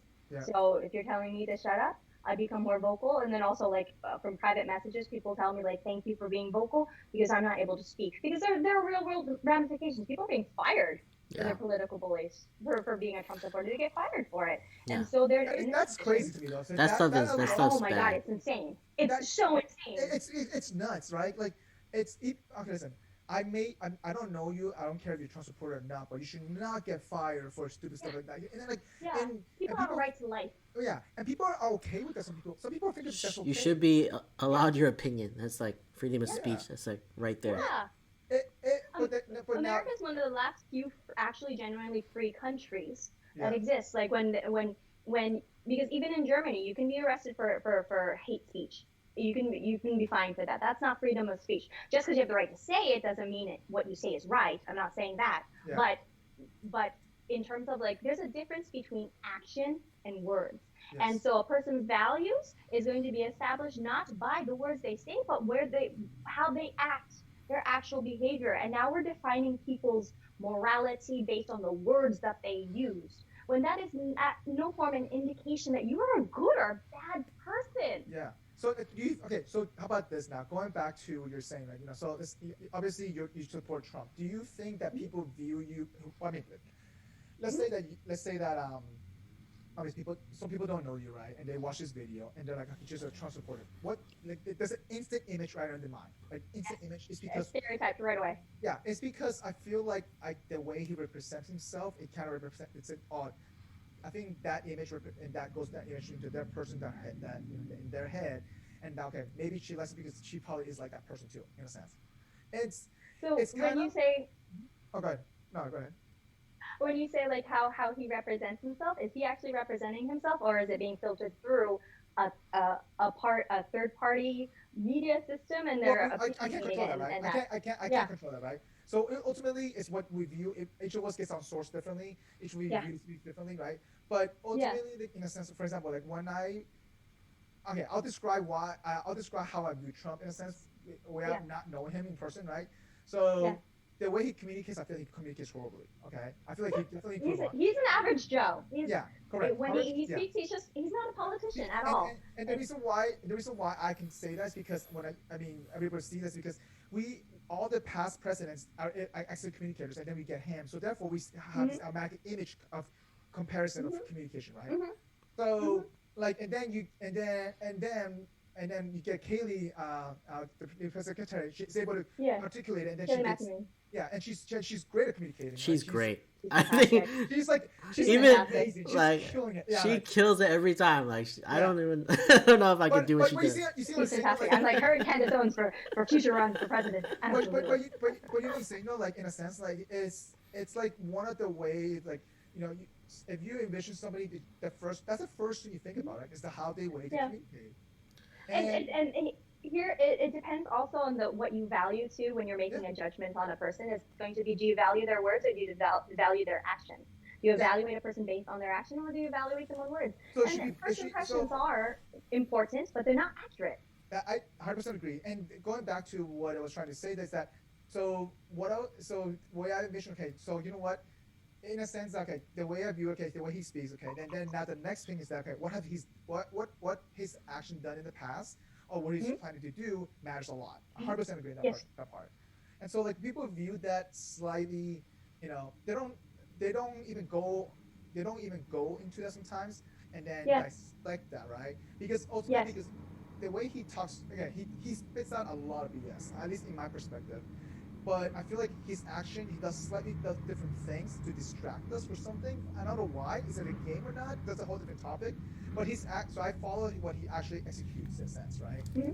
And so, did you lose me? I'm here. No, Robert, did you lose me? No, there is like a protest outside. So I was hearing something and I thought it was in one of your mics, but it was mine. So I was like, what is outside? Yeah, that's what I was looking at. Oh, there's a protest outside. Nice. Yeah, there's a protest as we speak. Normal San Francisco. That's what happens. Yeah, normal. Yeah. Anyway, no. So anyway, what I was going with that is that because, I mean, this is my way of thinking in a sense. Okay, you know what? At least the way, and I think you mentioned before, like, how do you judge somebody, right? So for me, I follow the action as well because listen, at the end of the day, he can tweet 1,000 times. I don't care less. But people. What actions have you made your judgments on when it comes to Trump? His international actions, I think that's one crucial thing. I think the whole trade agreement, I think he did good on that. I feel like, there are certain things that he could have done better, electing the right people into his office and team cabinet. I feel like a lot of I mean, my own view, there's a lot of incompetent people. Fired. Yeah, but it's just in general. I feel like he could have better people in his cabinets. I'm sorry. I just personally, there's a lot of people that Okay. But you see what I'm saying? Like I actually watch his action for certain things like that. Like, and a lot of people don't. And yeah, they can't get past the words that are being told to them. Yeah. The thing is, like, soundbite clips and everything, and they don't, like, they don't. You have to do research. You have to actually go out and do a lot of research in order to find out his actions and what he's done, and to see things in a different context. Like when I mentioned the Abraham Accords, everyone. No, do you feel like he does on purpose though? Like all the distraction that he says on Twitter and stuff like that. Like I feel like it's a distraction though. Like, and that's. No, I think there's truth behind it. You have to look for that truth. I mean, there's it's hard though. Okay, and I think it's true because I think he's not. It's either like he's playing 3D chess while we're playing like checkers, or it's real. Like he's just doing it because that's what he believes. Okay. Honestly, though. Okay, so Tara, honestly, like, do you think an average person would look between the lines and like that sometimes? It's hard. Unfortunately, I have a greater hope for society that they would, whether they are or not. I guess it depends on who I'm talking to, but you actually have to do active research in order to find out the policies that he has implemented, the good that he has done. Like nobody was covering his when he got 3 Nobel Peace Prize nominations. That wasn't covered in media. Melania gets absolutely no credit for the things that she does. Like CNN covered her redecorating the Rose Garden, but days before that she had a panel about Native Americans, and it was huge about implementing healthcare and everything there. I agree in that part. I feel like the mainstream media has done justice to cover both sides, the good and the bads. I mean, even more than that, actually, it's more like the mainstream media in terms of coverage. Over 95%, I have to look for the article, but over 95% of coverage when it comes to Trump is negative. That's unprecedented amounts of negative coverage. Even when we had Bush before and everything, the way that they have painted like our presidents and whatnot, like if something's being reported that much negatively, it should make people stand back and be like, whoa, is there a bigger story that's going on here? And so that's kind of also what happened with me. I don't know, but Bush was like, Bush was pretty bad in general. It's just we had 9/11, so like everything got turned upside down. So then we're like, it just became very nationalized in that sense. Yes. Yeah.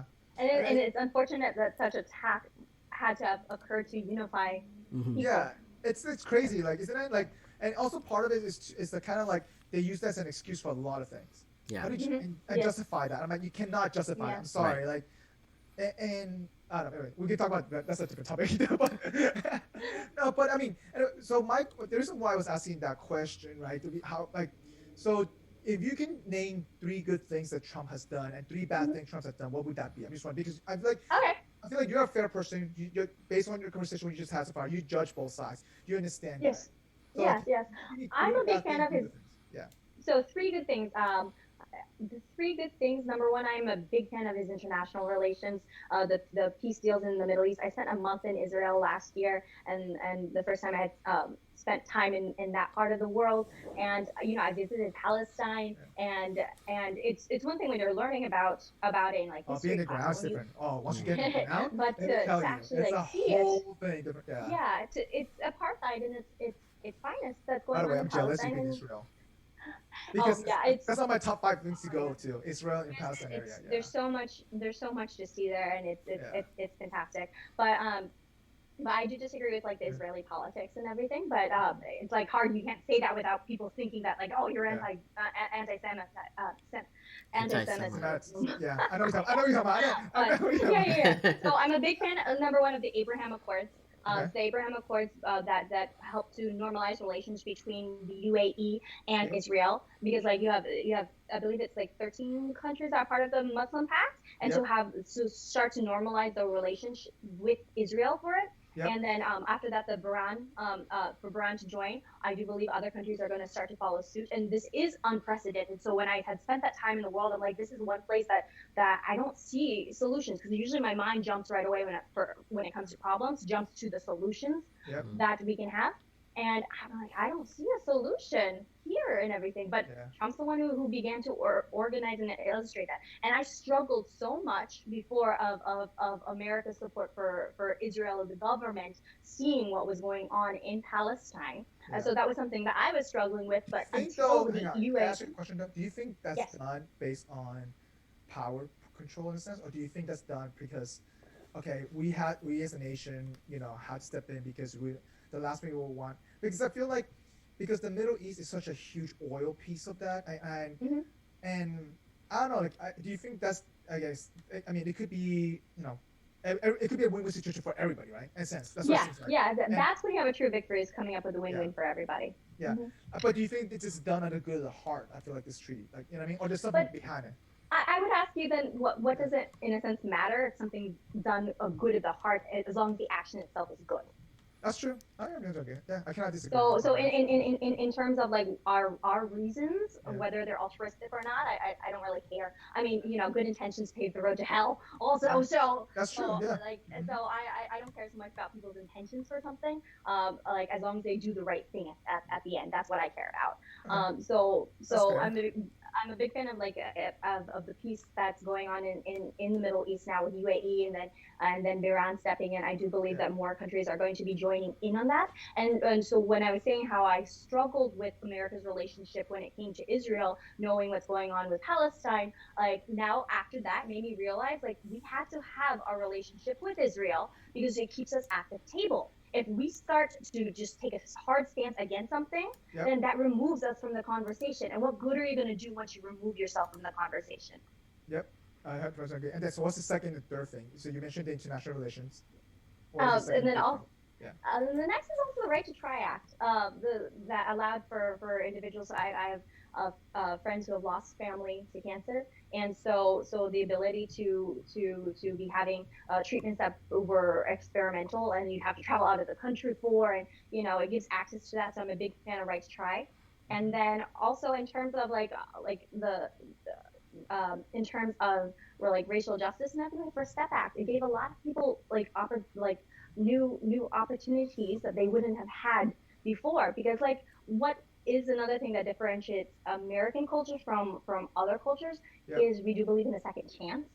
And I do feel like people make mistakes, but give them an opportunity to learn from their mistakes. Most people don't know what the first step ad is, and they don't talk about it as much. So you know, actually, the way I found out about it, it was, it was brought on back in, I guess, 2018. I don't remember how long ago was this. And so, like, my friend mentioned it to me, but in the media, we barely talked about that in a sense. Right. Yeah, it is crazy. Yeah. So, explain it to me, because I don't know what it is. Well, it allows for like felons and prisoners that who have convicts to have opportunities to like reintegrate with society. Yeah. For example, you get arrested for marijuana for something like that for 20 years, and you get 20 years back in the day. You get 20 years jail. You know, like and getting 20 years change your life.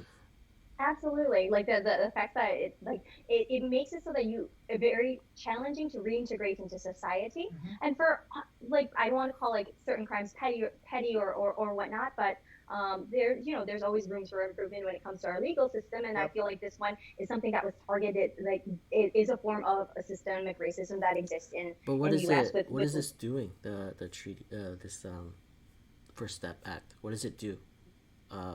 You said it's helping for these people who have been convicted to reintegrate to society, but what basically it reduces like a lot of the drug crimes, because it reduces them down from what they were. Yes. That makes a lot of sense. It impacts individuals who do fall into a life of crime as defined by drugs. I feel like if we move towards a model where we treat we decriminalize drug activity and see it more of a mental health issue, and approach it from a more of a humane perspective, from that seeing a person who is in this situation in life, if they need a hospital bed as opposed to a prison cell. It kind of helps add some common sense to this, to be honest. If you think about it. I totally that makes sense, because like a lot of people just get like, oh, they got a few ounces of weed on them, so they're gonna get put to jail, and then they have all these other previous stuff, so that it doubles, triples down, but they really didn't do anything wrong. Something that's also specific with Florida, since we're all from Florida, is with Bright Futures, like you would lose your Bright Futures scholarship for a minor drug conviction. And easily. Often like and people rely on those scholarships, and then the ticket out of poverty is going to be your education. So the individuals who lose Bright Futures from a minor drug conviction, now you've almost sentenced them to a life of crime and poverty. You've taken their lifeline, their opportunity to get out of that with their education by taking it away. So these, like, I'm a fan. I can tell you, in Florida, like your bright future's gone. Especially you get guilty of that.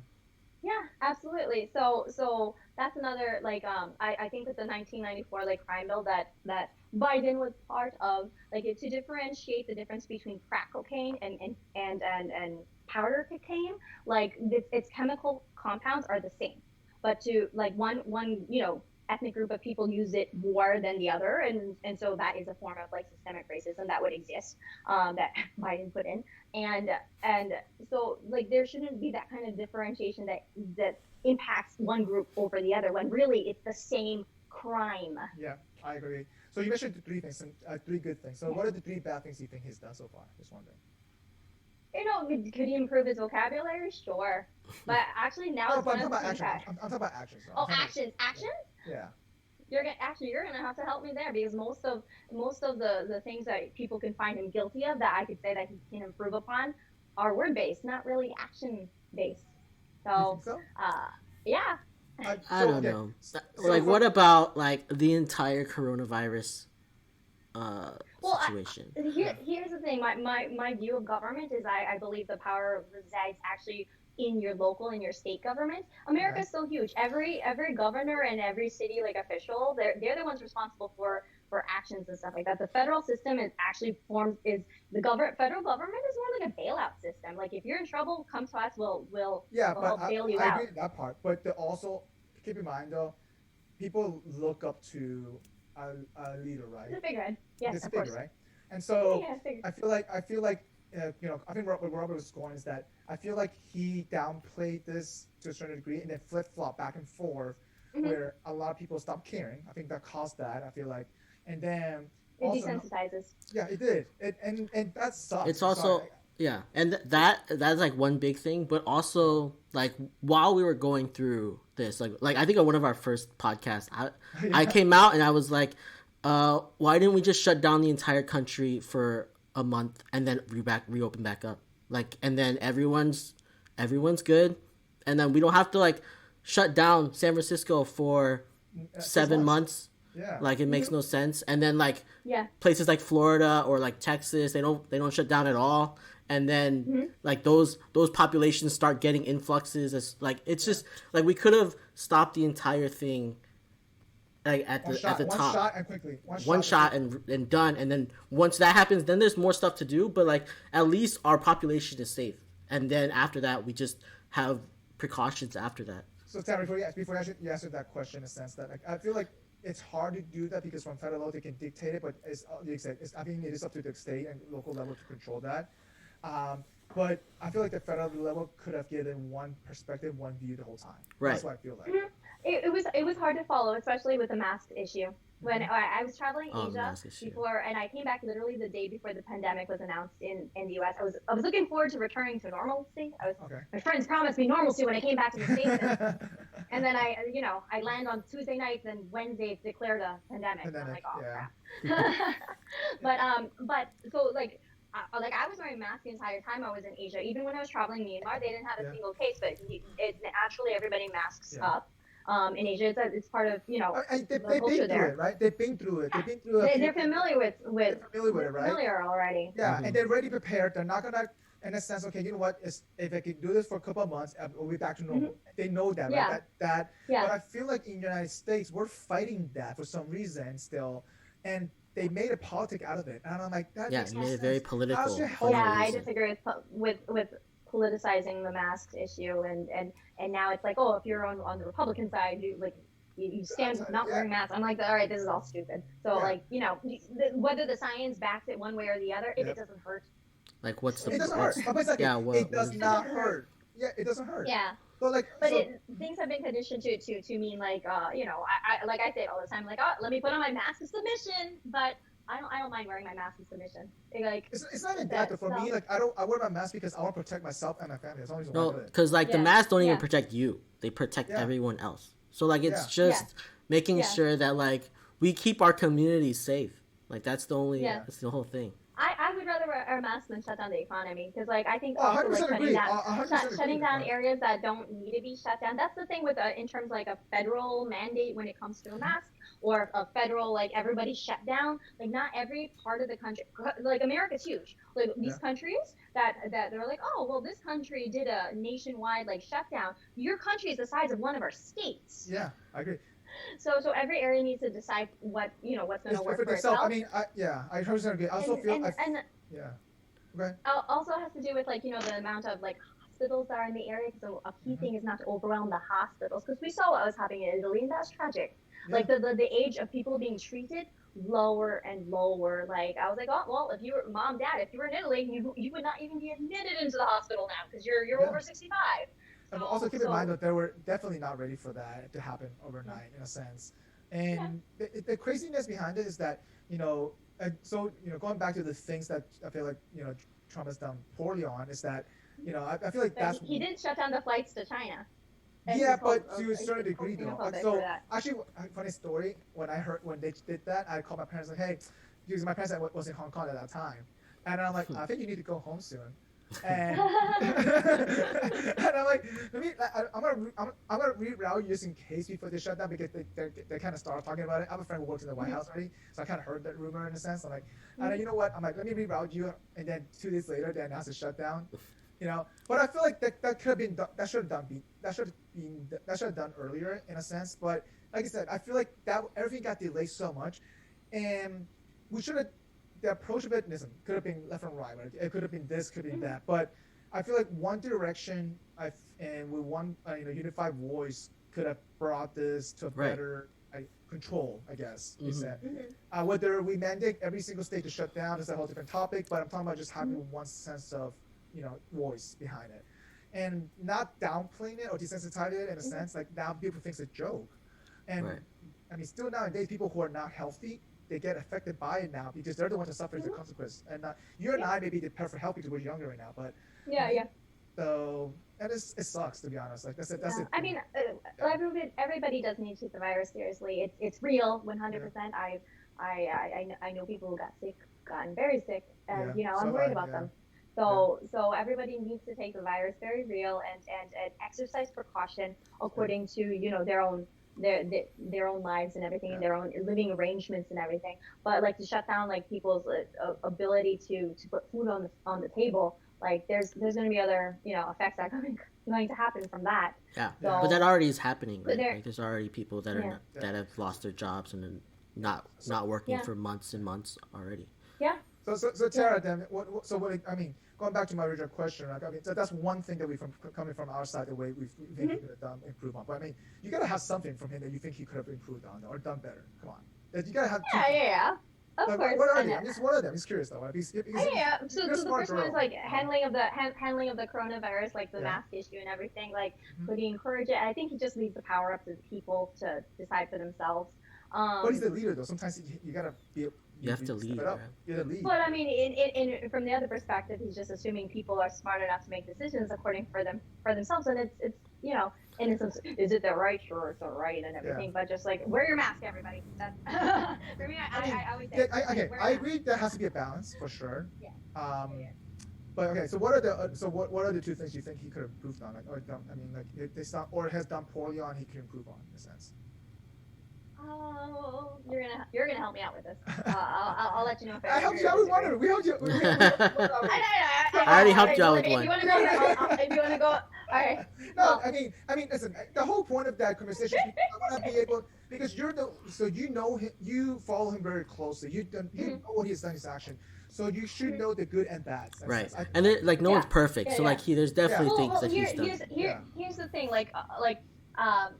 if I'm being limited to actions, like I agree with most of his actions, like almost all of his actions. His words are where he can improve upon, because like it's everything's been spun so soundbite around everywhere. So do you think that because his poor word of choice has kind of brought up a lot more racism stuff around lately because the way he views things and then people take that and spun it around differently? Like, you think that has to be? I don't think the divisiveness that we're experiencing now is a result of him. I think this is years and years and years in the making of how people think. These people don't switch the way they think overnight. Oh, yeah. It's been around for a while, for sure. 100%. Yeah. So a lot of people are pinning it on him, saying like, oh, he's the one who made it this way, or or he's fanning the fire and everything. I don't believe that he's fanning the fire for it. I think that that people will hear what they want to and use and shape it to fit their narrative as necessary, especially like the main thing that I hear from people is always the racism thing. They dump him as being racist, and though he's condemned racism and white supremacy and everything like 300 billionth time and everything, but it's still when we had the town hall just like the other night. Like, it was still one of the first questions that he was asked, that it's, like, exhaustive to, like, how many times does he have to say it? Yeah, that's what we were talking, that's what I text messaged you about, was because of the debate, when they were asked if you will condemn, like, who is it, what boys is it? Proud Boys. Proud Boys. I just met Enrique, Tara, he's the leader of the Proud Boys. I met him a couple of nights ago. Yeah, so, like, that's... Hang on, back up. So what is the Proud Boys? I'm a little behind the news right now. That's why. So can somebody explain this to me a little bit? I mean, Proud Boys has been deemed, like, online, if you look them up on the Wikipedia page, with anybody can write on Wikipedia. They've been deemed a white supremacist group. So the leader of Proud Boys, he's Cuban American, like he's ethnic, and he's come out denouncing white supremacy, racism, like all the isms, anything that like harms people, he's come out and denounced it. So, but they've been like, I don't know where they've been told by people that they're a white supremacist group, and they're not. Yeah, I don't know where they come up with like groups of white supremacists, but like when he was like, they asked a question to Trump, will you denounce like groups that are white supremacist? And then he's like, give me an example. And they said the Proud Boys. Like Trump said, give me an example. And somebody said the Proud Boys, and I had never heard of them, right? Me neither. So then at the in the debate, he said something like stand back and stand by, something like that. Stand back, stand by. And so then the word stand by was taken and run with saying like, oh, he's telling them to stand by, like.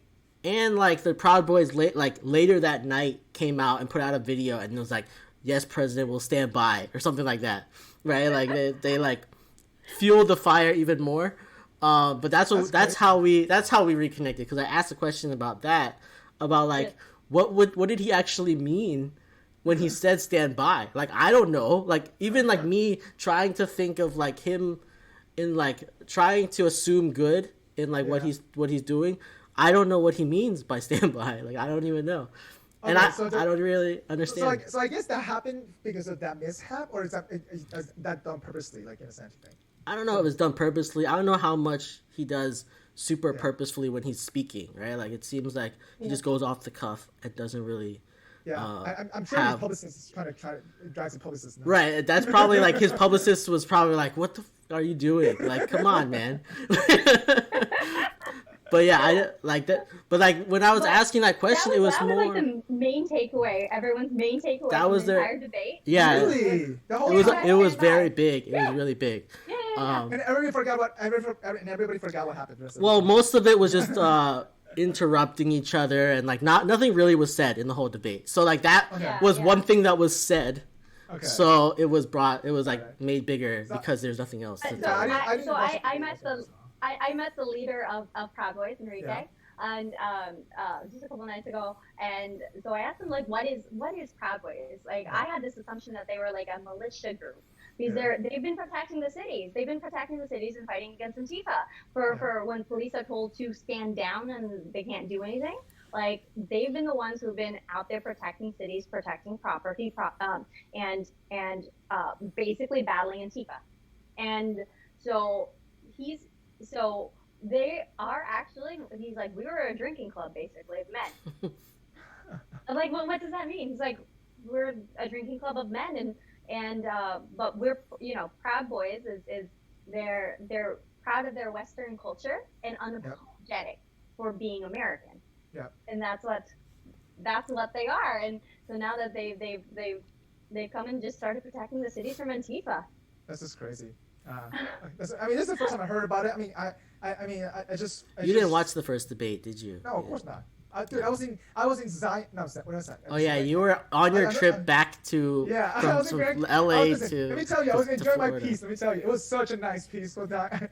You didn't miss anything. The whole debate was trash. No, I was in Sedona. That's why I was Sedona part. Yeah, it was nice. It's gorgeous. But anyway, so okay. So the reason why I was asking that, what are the few bad things? Because I feel like we tend to be blinded for sometimes by our own the way we view things, and I'm guilty of that as well. Like I feel like, to be honest, the whole immigration could have been better in a sense. Or even right now, especially if you think about this right now, I feel like what part of immigration? Well, I'm talking about. Break it down for me. I'm sorry. So I'm talking about in terms of okay, I get to have to protect our border, right, for sure. I feel like, but I feel like that process could be improved on, because the way that he displayed it is like more people. Okay, you just made it very controversial for people now. Instead of being straightforward about it, say, hey, this is what I'm going to do. This is what should be done. I mean, I guess there's no way to spin it around, but listen, the goal is to protect our people, our border, make sure that there's less crimes and less immigration. And if people want to come in, they have to do it the right way. And I get that. 100% agree. Listen, my parents did it the right way. Everybody, it just makes it a better way. And I get it.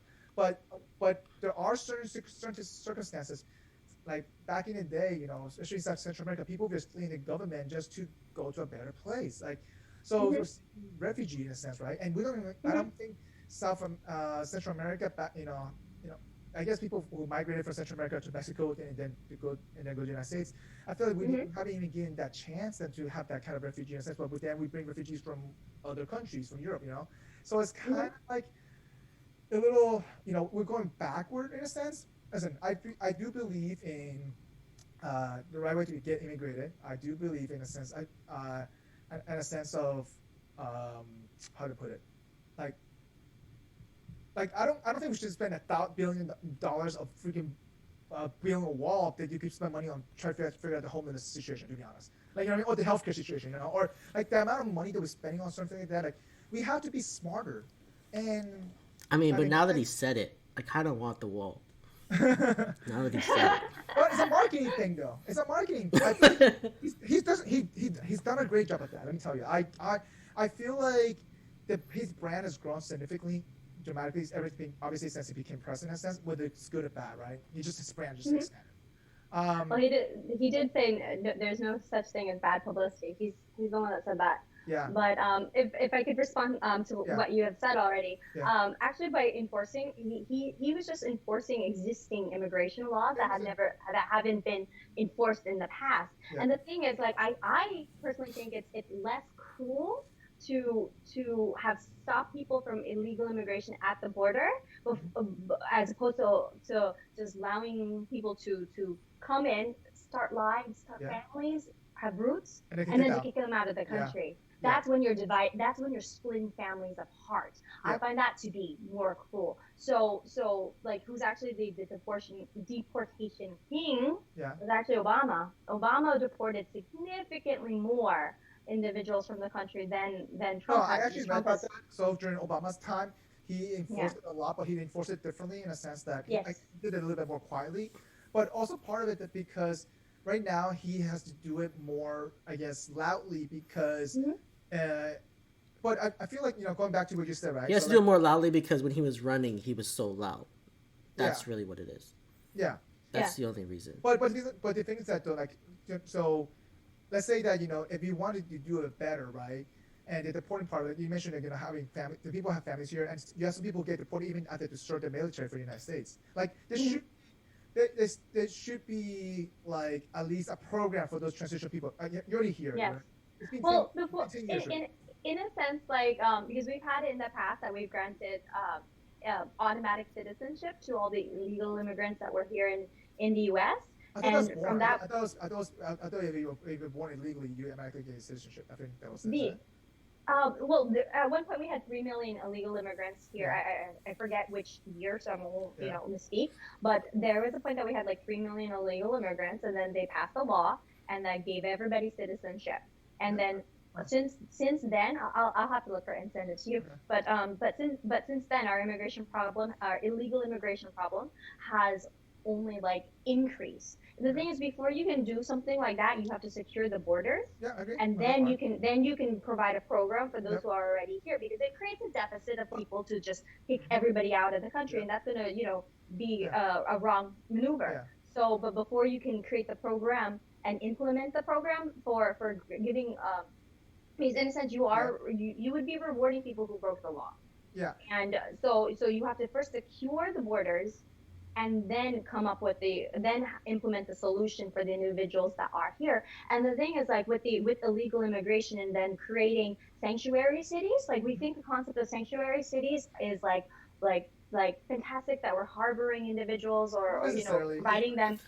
I don't know about that. I'm against sanctuary cities. I'm against sanctuary cities because they're not able to, like, if you don't know that a person's here, like, and if they're afraid to, like, in a sense, like, come forward if a crime happens, that is truly a voiceless. Like, if I would run the country the way I would run my house. If I can't guarantee your safety inside my house, you can't come in. Yeah. Like, I'm responsible. If you come here, like, regardless if I want you or not, it's still my responsibility. I agree, but that's just why I feel like there should have, once you close that border, I feel like there should be a new program that he could have implemented where, hey, how do we transition you into that? I feel like that was a lack of. Even right now, for example, because of what happened, the whole refugee camp, the Titini camps right now, and there's some videos out there that's reported by third parties. It's just so cruel. We have our own. But the kids in cages. Do you know who created those? When that video footage and everything was made? Which one? It was during Obama. The kids in cages. It was. Camps? Yeah, those camps have been there for a while. I'm not saying that. Yeah, they were implemented actually by Obama's era. Yeah, back in the days. But I feel like he could have. To be honest, if he wanted to do better, he should. That should have been, literally eliminated. It's actually, but like Mike, it's like hard to like implement new laws rather than enforce them, right? So like putting in like enforcing what's there, it seems like an easier thing to do than like being like, okay, we're gonna do this, and then now we're adding in all of these new scenarios where like, oh, these people are okay. Like it seems like a lot more work, and it's harder to get that through, to get that done. But the thing is that so Trump is so good at trying to make everything transparent in a sense, right? Like, and I feel like that should have been one of the first things that he should have addressed to sell that. I mean, I feel like he, in a sense, like if he's trying to do good, this is what he should make it transparent about. Is hey, this is already exists here, right? That he's enforcing existing laws. He's not. He didn't create anything new for that. He's just been enforcing the existing laws. Yeah, but again, that wasn't come out as an average person. They don't hear that. We don't know that. Yeah, we don't know that. You know what I mean? That's true. We don't hear it. We don't hear that. You have to research. You have to research to find out what that's out there. But you and I will do that because we research stuff, right? You and I will do that. But the an average person will not hear. Once they hear one thing, they don't really look into that. It's kind of harder. But then him, I'm sure he's aware that people are making a meme out of him, a joke out of him, or whatever it is, how he is. You will think that he will want to try to do better to be transparent about certain things. Like, hey, this already exists today. This is what is being enforced. That's the only reason why. Or I can do less enforcement of it. But as because you are, even though whether you like it or not, people look upon to you. And But I feel like he has, in a sense, said it the same way that he's condemned white supremacy and racism. Like he does say it, but whether or not people hear it or it gets. But it's also like the platform, right? Like the way I asked like why he didn't say like about the Proud Boys thing was that was a platform for him to talk to like say something in like a bigger platform where like everyone's watching, right? A lot of times he's talking and it's not really like no one's watching every day what the president's doing, right? So like it's not well, you are because like that's what you do, right? But like a normal person, they only hear like the bits and pieces, but then this was a stage for him to like just see the headline. Yeah, they just see headline, and this was a stage where everyone's like, all right, we're gonna watch the debate. They asked the question, and then he didn't really answer the question the way that like people were expecting, right? So like it was a way for him to change narrative, but then it didn't. Yeah. I think he just got lost in his thoughts, right? Like that's what it was. But it was really that's why I asked you that question, and that's why like we had that whole thing, right? So I don't think he so much got lost in his thoughts, but his focus is on the extremist group Antifa. And so as much as like your thoughts are on that, like when you they ask you a question as direct as that, it seems like you could just answer that and then move on rather than circle around it and like I didn't even know what he said. Like what he said didn't make any sense.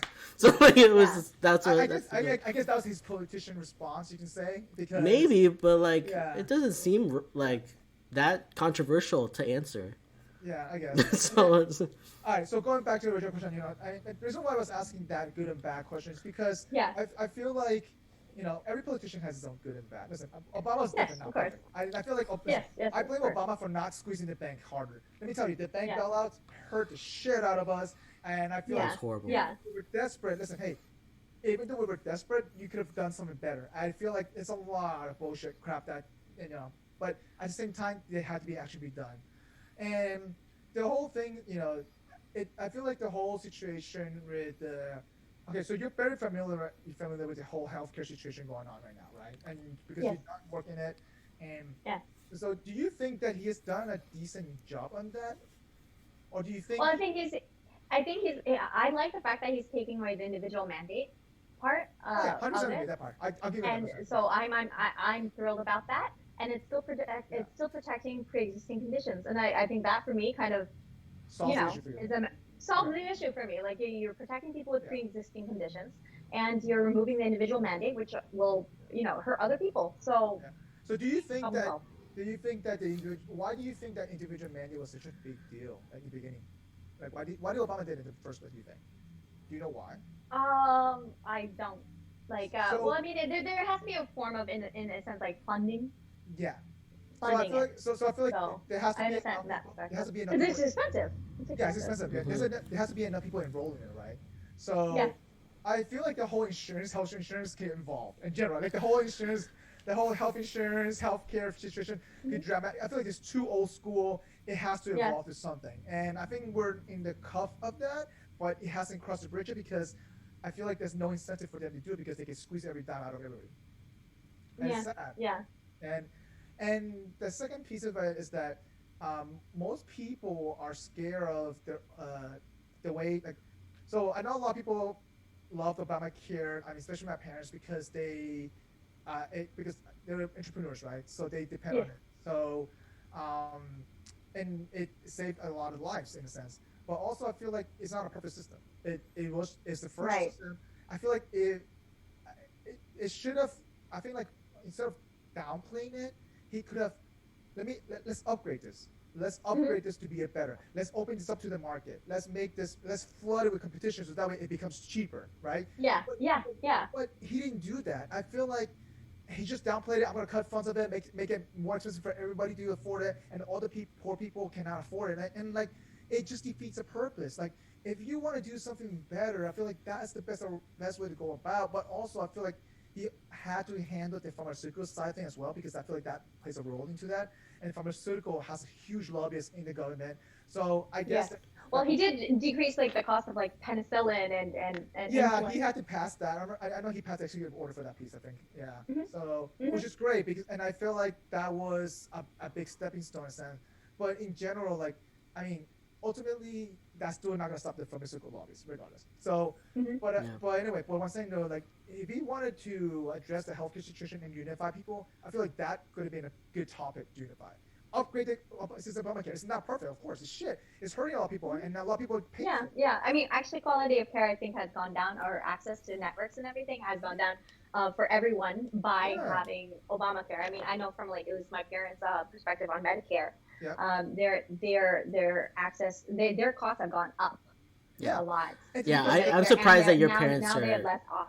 Your parents were liking it. My parents just did not like. My dad hated it. He was like, it's so expensive compared to anything. My family doesn't like. No, I was talking about Mike. Well, no. The reason why it's expensive is because there's no competition in it. It's gone down. The reduction's gone down. People left it because.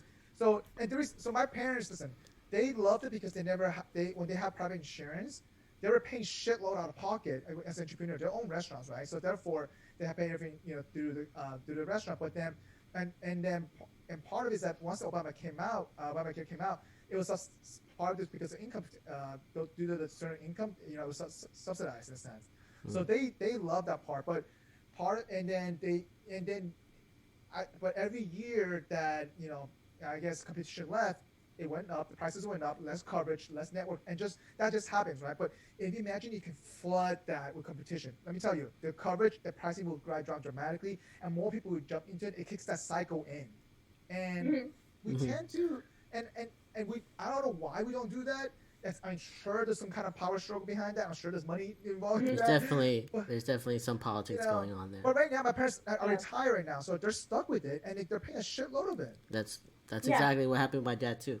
It's just too expensive. My parents say. It's just too expensive now, in a sense, I mean, luckily my mom just finally, entered the retire age, so she's able to qualify for Medicaid. But you know what I'm saying? Like it's not helping anybody right now. Listen, I would think Donald Trump, with his age being 74, 75, he will understand that. Like but he hasn't. I don't think he's done anything much to that to even bring that up to the topic. It's just I don't know. That's one thing I've been. So. Yeah. Okay. I hear you.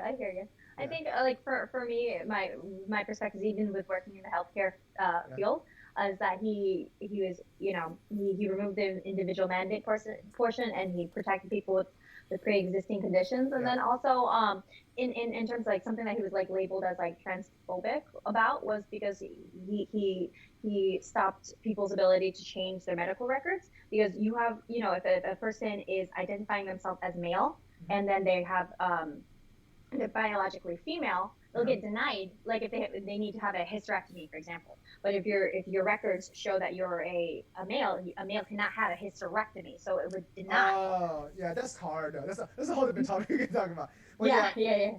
So that is something that he corrected in terms of related to the healthcare system. I feel like that's a common sense thing that they should have corrected a while ago, in a sense. Yeah. Well, so the issue was before, because in Obama's attempt to be more inclusive of individuals and allowing people to change their biological sex on record, it caused like this slew of problems. So when Trump came in and he said, okay, you can't change it on a medical record, like perspective and everything, he was labeled as transphobic for that. Oh, interesting. Yeah, that I mean, like I said, what is, you know, going back to you, I think you mentioned a statement is that people tend to kind of like, you know, once you people don't see the whole story from both sides, in a sense. Like, they just don't. Yeah. So now, so what I wanted to, I guess, to kind of talk about in a sense now is more about, so we know that there are some issues in this country, right? That I feel like could be addressed, and some of the things like, so if let's say that if you were sitting in Trump's shoe, what would you do? Like what would you, the 3 prompts you pick, and how would you rank in priority, like to solve it right away? What would that be? I'm just curious. That's a tough question. Like if I guess I never gave it too much thought if I were president of the United States. I guess I would think about it as a pageant question. With international. Pageant question. Yeah. But I like something that's near and dear to my heart, and also my father's is the homeless situation here in America. So I would like to, and I feel like, you know, especially after the recession, it was a changing face of the homeless. In Santa Monica? Oh my God, the homeless situation. Yeah. Has it been bad? Because you guys have been shipping homeless up here. You keep saying that, by the way. What I find is also kind of interesting, though, is in a sense like a democratic state where taxes are very high. Yeah. Also, you think you do a better job, right? The highest. You think I think like they have the highest, you know, taxes. Like California and New York have the highest taxes, but they also have the worst homeless problems. Like where's the money going to? Aren't these, they're supposed to be fixing that? So one of the things that I would implement is my father's idea is having a mega farm. Because you see these like basic dorm style. To cover basic needs. If you cover basic food and shelter. Yeah. You just allow a plot of land and people, you know, give them the tools that they need to grow food for themselves. So I think that. Let's be honest though. Okay, let's be realistically, right? Let's say that you gather 100 homeless people, you teach them how to do it. Do you think they'll continue doing it? That's a thing, like. Well, if they want to eat. That's true. If they want to eat, we've given you the seeds, we've given you the land to farm it. And they've had successful models of this approach on smaller scales that have been implemented in the UK. And there's a couple actually farms that exist here in the US for that as well. And so, like, I'd like to see, there's so much, because America has so much farmland. I agree. We have a lot of land. And then, in the sense is, like, our homeless populations are concentrated in the cities. And so there's not a lot of space there, though. So, like, if you, like, in Hawaii, they will give you a ticket if you're homeless to leave the state. It's not a solution for homelessness, but I guess it's a solution for Hawaii. But if we were to create like a larger farm scale and just give people like, here's a dorm, here's the facilities to live, and then also like it gives them an opportunity for having a productive role in society. So do you think about this? Actually, that's a good way to put it. It gives them a sense of purpose. To think about that. Most homeless. So a lot of homeless people have that mental issue, right? It's because. And that, I think that has to get addressed first, but also part of it because when you have a mental issues, because you have a breakdown, that came from something that you lose a sense of purpose in life, you lose a sense of purpose of what you want or need. And I feel like establishing a sense of purpose in life, it will kickstart more to be driving, but also though, we have to address that mental part of that. And it's hard. It's so hard because it takes a lot of resources and effort. Yes. Yes. So I think, Robert, remember Brian talked about this in one of the podcasts, is that imagine that if you can give them the basic needs, like having community gardens everywhere, right? Community gardens everywhere. If you grow your community gardens and you allow them to have the basic needs, and then you have shelter, I feel like you're right. It adds purpose, and then you can sell the surplus to make money for that community garden. They can keep growing and growing. They want to. You help kickstart a new cycle. Yeah. Yeah. Yeah. The problem is like when you give them a sense of dignity, you give a person back their sense of dignity. Like I do feel like I don't have facts behind that, but I feel like it's going to be able to improve their situations. It does make sense, but like here in San Francisco, it's a lot of mental health issues, but it's also a lot of drug addiction. That's so true. Yes. there's Which would bring me to my second thing that I would address for the U.S. Okay, go ahead. Go ahead. Let me But hear what it is. in terms of like reforming drug laws, that's why I'm a fan of the First Step Act. But I feel that like drug abuse should be treated as a mental health issue and not criminalized. I think that people who have addiction problems, they need a hospital and not a jail cell. And so I think if we were to change our approach to drug abuse here in the States, it is, I believe, a more European model. But that's something I would like to see implemented here. And I find it to be more of a humane approach to it. And I'm not talking about crimes that, like, if there was other victims involved, like if it was a drug crime and then there were, coupled with other crimes, because people need to be accountable for their action, kind of, even regardless of that kind of situation. But for specifically for like non-violent individuals who are just like chronic users, or in that system, like I'd like to see more creative sentencing, or ways that they can avoid jail time and just to there needs to be a recovery process. Yes. Because exactly. A lot of these people, they're homeless because they're drug problems, but their drug problems also create more reasons for them to be like, it just adds on to like why they're homeless. They gotta want it first. It's though, like a cycle. Right? You can't force this. You can't force this on everybody, because the thing is that like, not it's cruel. Hey, you're forcing this to me to be rehab. You're forcing that, and I feel like so now it comes back to that humanity thing. Like, are you forcing them to be better? You're crazy, or You can't force. It's true. You can't force people. They have to make the decision for themselves. Yeah. And sometimes they don't have the mental capacity to be able to make rational decisions. I personally know two people who are homeless done on purpose, not because they, not because they have any issue or not working. They just want to live a simpler life. They like living on tent. They don't want to deal with debt. They don't want to deal with anything like that at all. And they're perfectly healthy and fine. They find food. They work what they need, but they're purposely homeless, Yeah. But I think in a sense, like the mega farm is going to be more of a catering towards those individuals, because I do know individuals that are also like that. Yeah. So in which case, if you know people like that, I know people like that, I guess, Yeah. It's a thing. There's a population that are like that. Yeah, well, it's just people who want simple life. That's what it comes down to, right? It's a simple lifestyle. And And to be honest, in a sense that they deal with the homelessness, it's not going to resolve. It's not going to be solved overnight. And there's going to be always a small population of homelessness because they choose to be. But for someone who's been drugs, right? They don't even know they want to recover from it, because yes. There's going to be more of that kind of like social aspect to it, but like in terms of groups that could benefit from a system like this would be like the individuals that you described, and also people who slip in and out of homelessness, and that it's not necessarily that they're like chronic within their life, because like to stay out of like being homeless, like the I'm gonna say it's the Brookings Institute. I might be incorrect about that for my sources, but there's 3 things that's going to that will decrease your probability of being in poverty in your life. And then the first one is to finish high school. Finish high school. Wait till marriage to have kids to avoid being a single parent household, and then I feel like that's not a full-time job. Do those 3 things and you will not be in poverty. But I feel like those 3 things are not taught in a lower class society. You think about it? Yeah. It has to do with also culture. Yeah, culture. Yeah, that's a cultural thing. I don't think that's a class thing. I feel like it's.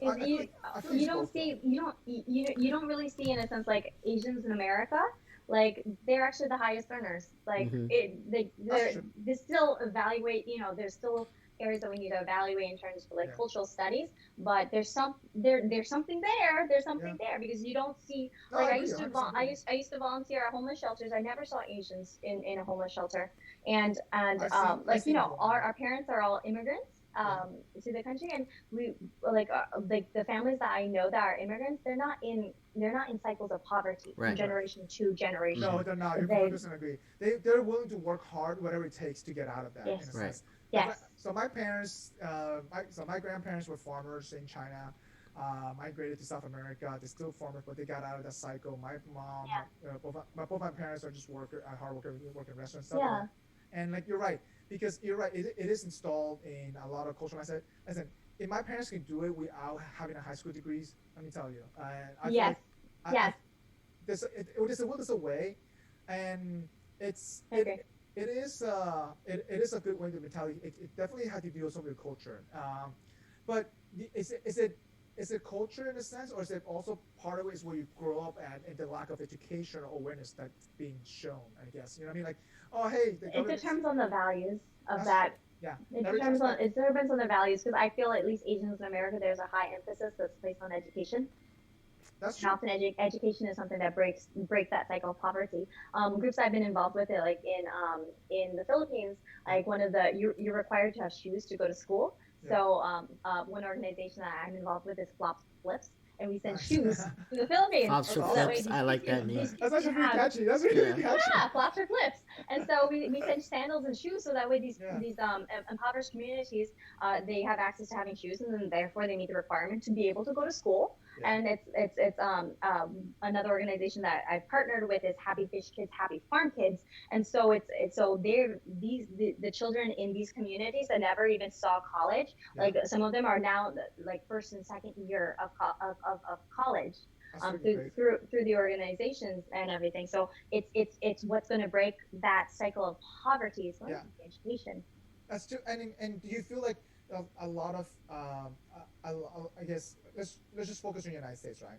So you know there's a lot of talks about how there's how the lower there's a whole the whole system being rigged in a sense, and I feel like it is done like that, and it's because how the history was built. Like I really feel like the system itself, it was definitely not built fairly, but also it's a mindset of it too, right? I do feel like there's a lot of people who persevere behind that mindset in a sense. Yeah, and that's why I say, in a sense, like you like, as long as you don't give into a victimhood mentality, like whatever's going on around you, like yes, life's unfair, but do something about it. Yeah, but going back to education, I feel like education is not just about books; it's also about educating that awareness, creating your own awareness, creating your own mindset, and I feel like that's a lack of that here. I feel like in the Asian culture, like. It's pushed. Okay, as long as you work hard, put your mind into it, you can get it done, no matter what. Yeah. That's why I feel like that's being taught, at least in. Yes. I do believe that in Asian culture, that is a value and a lesson that we're taught. Yeah. 100%. That's 100% for sure, though. So now, okay, so what's your third issue you resolve? What's that? Okay, so yeah. So, one is the homeless issue, and then and also drugs. The drug. Like. What's the third this one? The third one? Okay, so this is more of like a wish list. I would implement multi-party systems in the USA. I would like. I have no idea how that could ever be accomplished. It's such a figment of my imagination. Didn't we have like? I know we had like the we started with we started with like a few, and then it became 2 or 3. Yes. I mean, we had Federalists. We had back in the day. Back in the day, the Republican Party. Yeah, the Republican Party like came into the scene actually to fight racism, and they were the abolitionists. Yeah. Was the history of the party. So multi-parties. I feel like for me. I feel like for me the 3 and actually before I move on to my turn. So why do you think those 3 are crucial for you in this current? Just because how you aligns with your values and your beliefs in? Is that why you said those? Yeah. Okay. Because I do believe in a diversity of voices. Yep. And so that's why I would like to have multi-party systems. I do believe in the concept of democracy, which I think if we have multi-party systems, it's going to further that concept of democracy and having people's involvement. Like earlier we spoke about how people just feel like, it's falling on deaf ears. and that maybe they don't align with either part. And like, you shouldn't have to align with either part, and so they're, find representation, find a group affiliate that, because there is going to be power with becoming organized together. Gotcha. And then the other two are social issues, because like I'm very passionate about mental health, and I am very passionate about helping people who are less fortunate. That makes a lot of sense though. So I feel like for me, the number one is actually, I feel like this should be like a whole mandate rule, no matter what party you become. Mm-hmm. Like if you become president, you have 6 months to make everything transparent in terms of your budget and your spending. Like that should be a huge thing. I mean, I don't care who you're Republican or Democrat. Your first 6 months to balance the fucking budget and actually stick with it. Because I feel like fiscally conservative. Yes, I feel like I don't care how much money you plan to spend. Just show me how you're spending it and how you're gonna spend it, and how you're gonna track it. I feel like that transparency is owed to the public, and the reason why we're in a pickle like this because we don't have that. Being a debt economic society, we have to have that, but we don't. And I think because of lack of that, right now we're spiraling into cycle. And my biggest issue is the whole economic situation that people are not seeing in the next year or two. And that's like one biggest fear, because that could lead to other stuff. And so I feel like that is one issue to resolve. And I think the second thing I mentioned earlier for me was the healthcare situation. That could be an easy fix. It's just people need to. I don't think it's easy, but I think all of this is pretty difficult.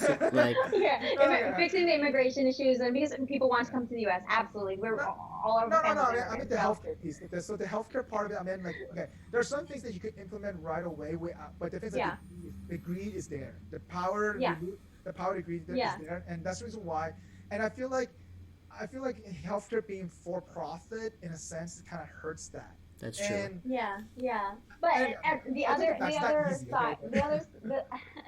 side of that is like, we want to like pride ourselves on becoming like, the most innovative, to have the best healthcare system and everything, and it comes at a cost. Like when they compete, like the best things come out of competition. Yep, that's 100% good. Yeah.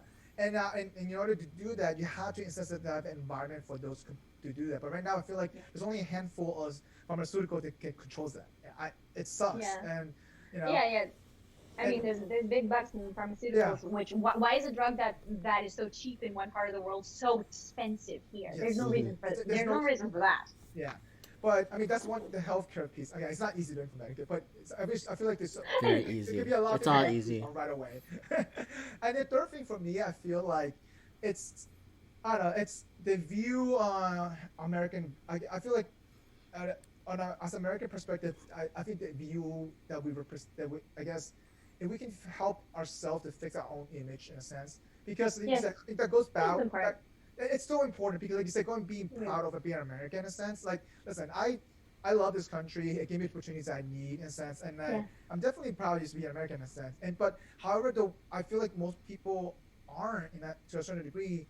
But that's also has to do with the leadership, and I think that has to do with from the local perspective all the way to federal. And I feel like the way we view things, and we have to do it in a balance where, like, okay, we're not egoistic, we're not arrogant, and it has to come from a way of living and a culture and lifestyle that we come from, but also because at the end of the day, I remember going to Europe in the early 2000s, like people like, hey, this arrogant American in a sense, like it's just the way it can perceive as, and obviously not everyone's like that, and it just takes one bad apple to ruin for everybody sometimes, and so, but there has to be a better way to address that, because I feel like if we're unified more, I feel like we can fix that image, but we're not. We're not unified. We're very diversified in a sense, and we all split our different perspectives, and our mentality's not there. So, do you think it's like a generational thing? Because I don't see anyone from the boomer generation saying that they're not proud to be American, versus our generation seems to be much more like, oh, I hate like where our politics are at and all this stuff. Like it seems like a generational thing more than it is a. I think part of it is a generational thing because it's what we surround ourselves, our current environment that our boomers created for us. To be honest, think about that. Millennials. I mean, like our parents struggled I can't say Yeah. that my life's been a struggle. Yeah, at it all. might be that we haven't experienced the struggles that they felt, so then we don't see, like, we're just too spoiled to know the difference. I agree. So the reason what they worked on was that they make sure that we don't struggle as they do. So now we have the free time to think about stuff that should better our next generation. But we don't do that. Right now we're shooting ourselves in the foot. The point of every generation is to better itself, and that's what we need to focus on. Yes. Like thankfully our parents had our parents fought the struggle to survive so that we could have the opportunity to live. Yeah. And to talk about, to make sure that if we push forward to have a better life, for example, better equality, better opportunity in a sense. And, it's really scary because this gonna come, for me, I feel like this leads into my next question is that, a lot of people fear some stuff could happen, right? So, yes. So how about, I'm sure everyone has fears, right? And especially for this country. So do you have any fear for this country? What could happen? Just wondering. I mean, there's a reason why you're being vocal. There's a reason why. Yeah. I'm just curious. What is your? I fear my voice being taken away. Actually. Okay. I do. In terms of First Amendment. So from a literal perspective, yes, First Amendment means that you cannot be arrested for your opinion and everything. Yeah. But there's forms of social mob justice that's occurring on that are not in line with that value. Okay. And so even in the sense like, though I can't be arrested, I can be thrown in Facebook jail. Which, okay, that's not the end of the world. It's just Facebook. Yeah. But when people are being, when they're losing their jobs over their political opinions, like, yes, you're not literally being thrown in jail, but you're losing your livelihood. Life. Yeah, I agree with that. And you have the right to life. You have the right to life, a livelihood to provide for your family, and then so for it to be a fireable offense. Yeah. To be supporting a political candidate in this country is like just blows my mind. Yeah. Or that let's say if you're a business owner and if it's not even so much that you say that you say anything bad, but if you just say something that is in a positive manner supporting the president, that's enough for your company to be boycotted. Like so that fear, right? That fear you mentioned, the fear of losing was. So, do you think Trump is representing that to avoid that, though? I'm just wondering because do you think like Trump is doing whatever he wants, he's getting away with because he's president?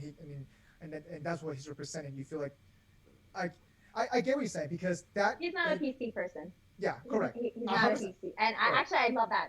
I do actually love that because I feel like in extremes of correction that society is taking, it's too much. It's too much to have to focus on being politically correct. Yeah. I don't believe people should go out of their way to verbally say things that would hurt another person, but just to speak normally and not have to research just. Yeah, there's a respect thing, but at the same time, like when people don't see the intentions behind something, like you're not trying to hurt a person, you're just speaking normally. There's a difference when you're going purposely to offend somebody and to lash out and attack. There's a difference from that versus just saying your opinion. Yeah. And the thing is, like and it's not even so much saying your opinion. You could just state a fact that a person then takes personal in some sort of way and offensive. Yeah. Like it's not even that you're stating your own opinion, but you're just stating a fact that person disagrees with, which when it's a fact, what is there to disagree with? Like it's just a fact, but people become offended by facts. Yeah, but I 100% agree because I've seen that happen on both sides actually. Like literally with Republican and Democrat, this happens on both sides. But the reason why I was asking that question is because I guess obviously you're a big follower of Trump, right? But you think he represents that speech of freedom a lot? He represents that just because he's not a PC person? Is that why you're saying that? Okay. Yeah, I do in a sense because how I had come out about like my own rabbit hole. I'm a walk away from the Democratic Party. I was a Trump hater 3-4 months ago. Oh really? Yeah, I was. Wait, why'd you hate him? Why'd you hate him in the beginning? Oh, just because like I heard like he was racist, the Muslim ban, and like all of this like the white supremacy stuff. I didn't do my own research about things, and then just like whatever people said around me. So like before February or March, you're saying that. So before that, I hated the guy. I couldn't stand him. I'm like, how could you be so insensitive? And then I realized it's just my feelings, my condition. Like I've been conditioned to take everything so offensively when really like it's not. Or do you think you're being desensitized behind that? No, I don't think I've been desensitized to it. I think I became too sensitive to it. So, actually, hold that thought. The reason why I'm asking that question is because there's a lot of women who can disagree with you, right? Because the way there's a lot of videos how you talked to women before. Like, what do you think about that part of that? How do you view that? I'm just wondering. I mean, he wasn't really seen as a misogynist or a racist until after he became president. Well, or he was running for president. No. Oh, he was running. I mean. Yeah. Okay, let's be honest. Let's take a step back. Anybody who's running for president, a lot of dirt's gonna get digged out. Okay. Yeah. At the end of the day, that doesn't matter. It happens, okay? And but that just happened because that was part of one of the coin that he found. But as a woman, girl, like, I don't think you need to like him as a person to see that he's done good for the country, though. Okay, that's a good way to put that. Also, I can see what you're saying with that. Go ahead, Robert. I forgot what I was gonna say. Go ahead. Is it also? Is that also something? Okay, now the reason why I was asking because a lot of women could disagree with you on that piece because people tell me like, oh, you're a woman that supports Trump, you must hate yourself. And I'm like, no, I don't hate that I'm a woman. I got that too. A lot of that too. Not that I was a Trump supporter or anything. It was just Trump, like, I think when he was running, he said something about immigration, and then people took it to be that, Trump is against immigrants. Trump is against you as an Asian because you were an immigrant sometime. And I felt like that's just like pulling things out of proportion to an extent that you just like extrapolated times 20 what he said, and then make it mean the worst. And then blanket the whole everything. It just made no sense to me. Even the concept like the calling it a Muslim ban, like that's an invention I feel of the left side to have dubbed it to be a Muslim ban. I mean, think about it though. I feel like also too part of it is that the China virus that he put that to though out of context in a sense. I mean, one to call it that being politically correct, I feel like that hurt a lot of Asian American in a sense because that played into racism a lot though, believe it or not, right? So, he was also saying though he was calling out the violence that was coming to Asians and called out people from doing that and saying you're wrong. Do not Asian Americans are valuable in society. Do not. But that do not be attacking them. I mean, but he didn't know the repercussions of saying China virus. Oh no, I agree. I agree in that part. But I feel like people also play a role into like the social media playing a role in that to make that magnifying that part of that. I 100% agree. But also, okay, so the reason why I was asking that question is because I feel like there's a lot of things that that you value, and you obviously understand. Okay, you're right. I think that's something you said that you don't have to like the person, but if he has done good for the country in a sense and for the people, you obviously you back that, right? And yes. So okay, that's one of the fears. Is there any other fear that you feel like that you fear for this country? Just wondering. Is there another one? Is there a second one? I mean, that's one of my main fears, and then also if we were going in a communist direction, I think things are shifting to be very extreme. Yeah. Because I feel things are becoming very extreme. Like even in the pro-life versus what do you mean by communist issue. Can you give an example? What do you mean by communist side though? Can you give me an example? Well, when you're it relates to the freedom of speech and censorship and. Well, you don't think the media that is largely controlling that right now, already? I mean, I feel like... they're completely controlling that narrative. Yeah, I feel like the media has been controlling the narrative the past 20 years or more, even longer. But we're just noticing that more now. Yes. So... I agree with that. Okay. So now, my, going back to the fear for that, I think one of my biggest fear is like, I feel like from both sides, whether it's dictatorship or communism, both extremes is bad, right? Yes, absolutely. But I do believe in there's certain things that are necessarily needed for common good. For example, like people think, Medicaid is Medicaid is a huge thing. Everyone needs it, for older generation population. You know what I mean? And Medicare, yes. Yeah, Medicare, yeah. And most people think, that's I'm like, guys, that already exists right here. It's not a communist thing. It's not a socialist thing. It's just a necessity for the population. You understand that? There's a difference between implementing social programs that are meant to benefit and help people, then versus like the ideology of the people. Well, that and attitudes. And that's the thing that view and that perspective, in a sense, it's mingled, and they purposely dilute that and make that as a bad thing. And I feel like you have to dissect that, and people don't do that and just assume, this social program is bad. The program I was suggesting too with like a mega farm for the homeless, that's a socialist program. That would be a socialist program, which is different than having a socialist society. Because like I do believe in capitalism and in a free market. Even China does too. Think about this. China had to break out to grow with the people are probably using capitalism. Think about that. Even China had to do that. So, I mean, so I'm glad you mentioned that because I feel like part of it is, you know, I think there's a good common ground we agree on, you know. So listen, I know we're running. First of all, I know I'm looking at the time. We're like way over. We started like I love the conversation. Okay, we can wrap this out. I don't know how much time you have, but we can definitely. But I feel like, you know, part of it is due to the whole current environment can run to us becoming too righteous. Do you feel like that? Do you feel like that's happening to a certain degree? Like we're becoming too righteous for certain things. What do you mean though? Like that we become too by being too righteous is like, okay, whether it's like I feel like, okay, I'm right, you're wrong. Whether you with me or against me, type of deal. I feel like that's, okay, yeah.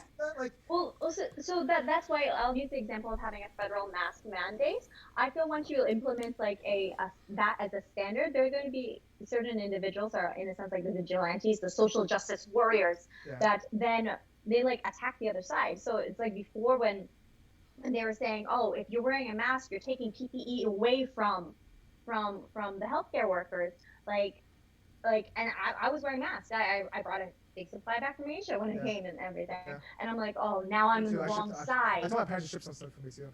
Yeah, so now I'm on the wrong side of morality by having this is the attitude. And when they switched it to like, oh, wearing masks is like the same individuals who are attacking people for not wearing masks are also individuals attacking people people who are attacking individuals for wearing masks are now the individuals attacking people for not wearing masks. Yeah, I know what you're saying. Yeah. It's like I feel like there's certain things that just should not be politicized in a sense, obviously. Yes. And not attaching your political opinion to the sense of morality, because there are like both political opinions are valid. We need both to construct together, find that common ground, and then move forward with a solution. We need that. Do you so see? It's wrong for one side to shut down the other side.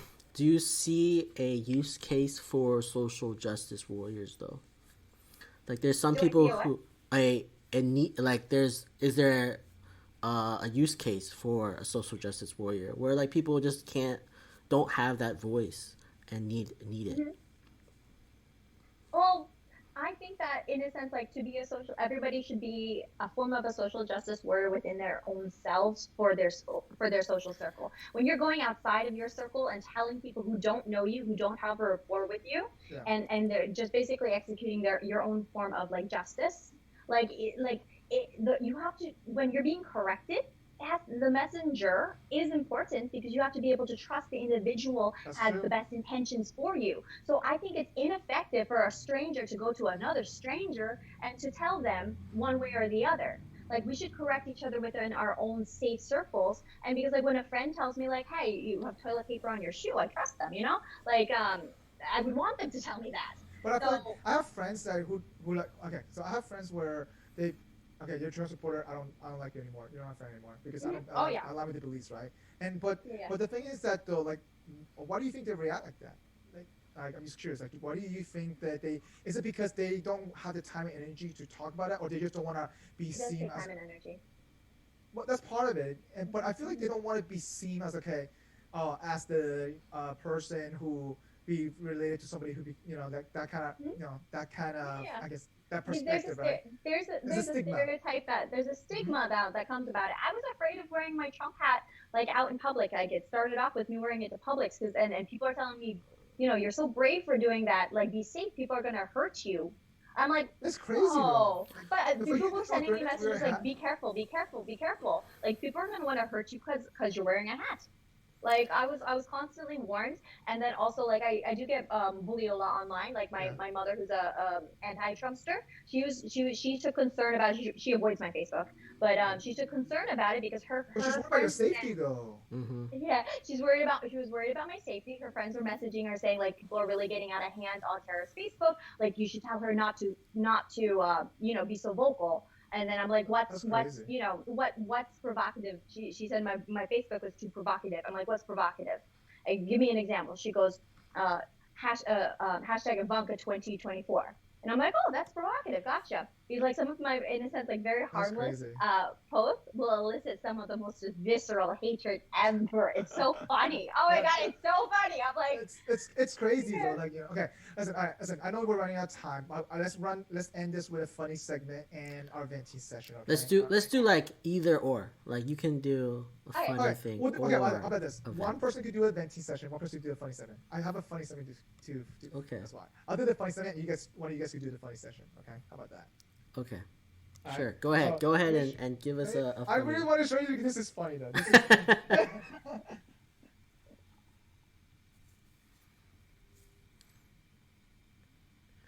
All right, Tara.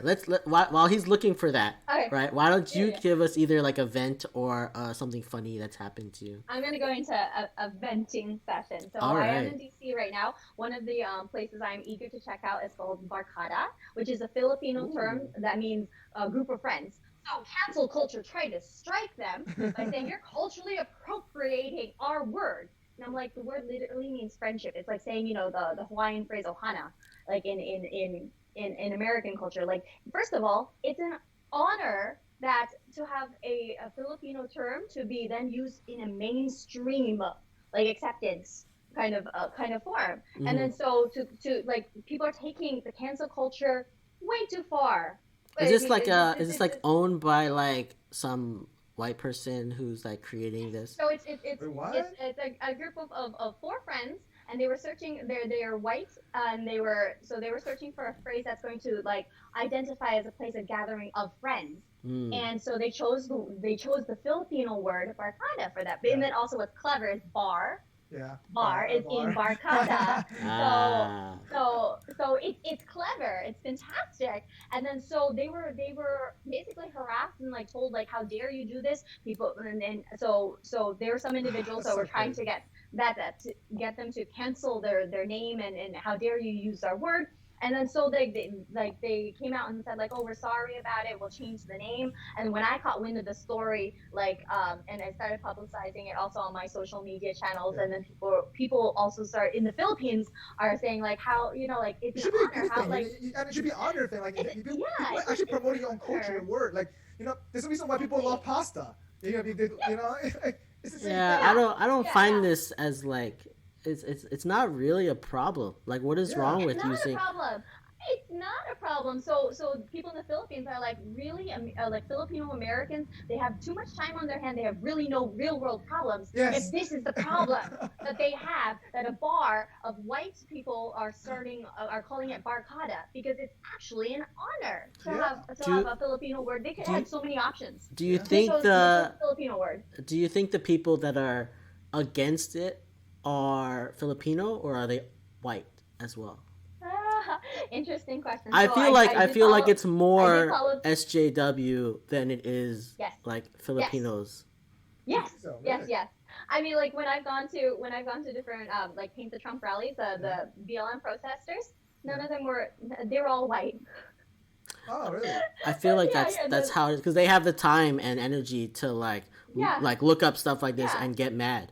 I don't think a Filipino person would be like, man, I really hate this name, and like, who even looks at it and be like, oh, that's a white person's like 4 white guys made this restaurant. I'd be like, I don't care, like, let's go to the restaurant, try it out. Like, that's so I'm really excited about checking them out while I'm here in DC. Nice. All right, so my funny thing is I sent a video across the chat. Okay, I'm planning to do this in my Halloween costume or some version of this. All right, let's take a look. Yeah, watch. Take a look at it on your phone. Is there like music to this? There's a sound. There's a sound in it. Okay, let's see. What is? Who up in there? Who up in there? What the? Who's up in there? That's such a clever Halloween costume. Oh my god, TikTok. Oh my god. Oh, TikTok. What a costume. Oh, we're gonna just... Wow, that's fantastic. I love a porta potty. I love... So, Tara, one thing, I love making Halloween costumes, that's why. So, like, I always try to find funny things to create, you know, so that's... Yeah. I'm still So creative. I'm still like creative. mind blown that you're going to parties and stuff. Oh, so okay. So I was telling Robert, I think I'm gonna as one of my optional Halloween costumes, I'm gonna wear a full biohazard suit, and then and Perfect. yeah, and then not only that, in my backpack, I'm gonna have a giant backpack of vodka and just spray people in the mouth to clean it or something, you know. I don't know. Like I don't even know why you're going to parties, but like it's a funny costume. It's a funny costume. But like who's gonna like have you spray them with vodka?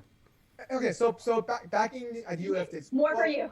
No. Think about this. So back in the UF days, when we used to go to the house party, Colombian house party. Yeah. If you order for you to come into a Colombian house party, you gotta open your mouth and they shoot a water gun of aguardiente in your mouth. I get So it. in order for you to walk in, so that's the reason why I got the idea from.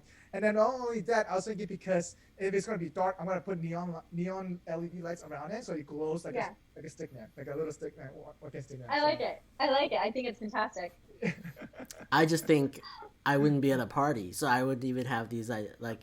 I'll be safe. Don't worry. You'll be safe, and then you're spraying people with vodka and stuff.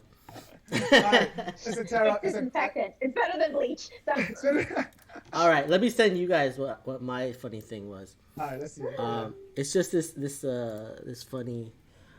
Somebody sent this onto our Chat. our random or we have at work we have a social dank memes.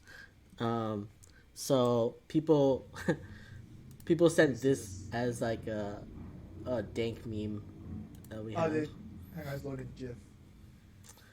So for people who are watching this on YouTube, sorry, not watching this on YouTube, is a people who listen. It's a picture of the Cookie Monster sitting at a bench looking out into the water, and then it says, "When people ask me why I'm always snacking," and he says, "Without my cookies, I'm just a monster." That is so good, though. Aww. It's so sad. It's so good. It's so sad, but this is work from home. This is work from home now. Oh, that's so crazy. Fantastic. All right, listen, Tara, I appreciate your time. We definitely need to do a part 2 of this. Yeah, we definitely need to have you on again. The time just flew by. Just flew by. Oh my god, it did. Yeah. So where can people find your YouTube channel? What is it? You can. I don't know. It's above us, probably. Can you tell us? Yeah. Please search out the Polish American Brotherhood on YouTube and subscribe to me. There we go. All right. I'm sure probably we'll cross over in more episodes for sure though. Again. Sure. Oh, fantastic. No, thank you for having. Thank you for coming in. All right, take it easy. Yeah. Have a good night, guys. Everyone listening, subscribe to our channel. Go to our website, gfothoughts.com, and leave us a comment. Tell us if you're a Trump supporter or a Biden supporter or none of the above or whatever. Yeah. Let us know what you think about this episode. All right? Yeah. All right. We'll see you next time. Yeah. Peace. Thanks for joining us for this episode of the Gluten-Free Organic Thoughts podcast. As always, we appreciate you. If you are watching us on YouTube, please don't forget to subscribe to our channel, like this episode, and leave us a comment. If you are listening to us, please leave us your honest review on your preferred podcast listening platform. And as always, you can find us on social media at Facebook, Instagram, and Twitter at GFOT Thoughts. Drop a comment and give us some feedback. We would love to hear from you. Until next time, see you then.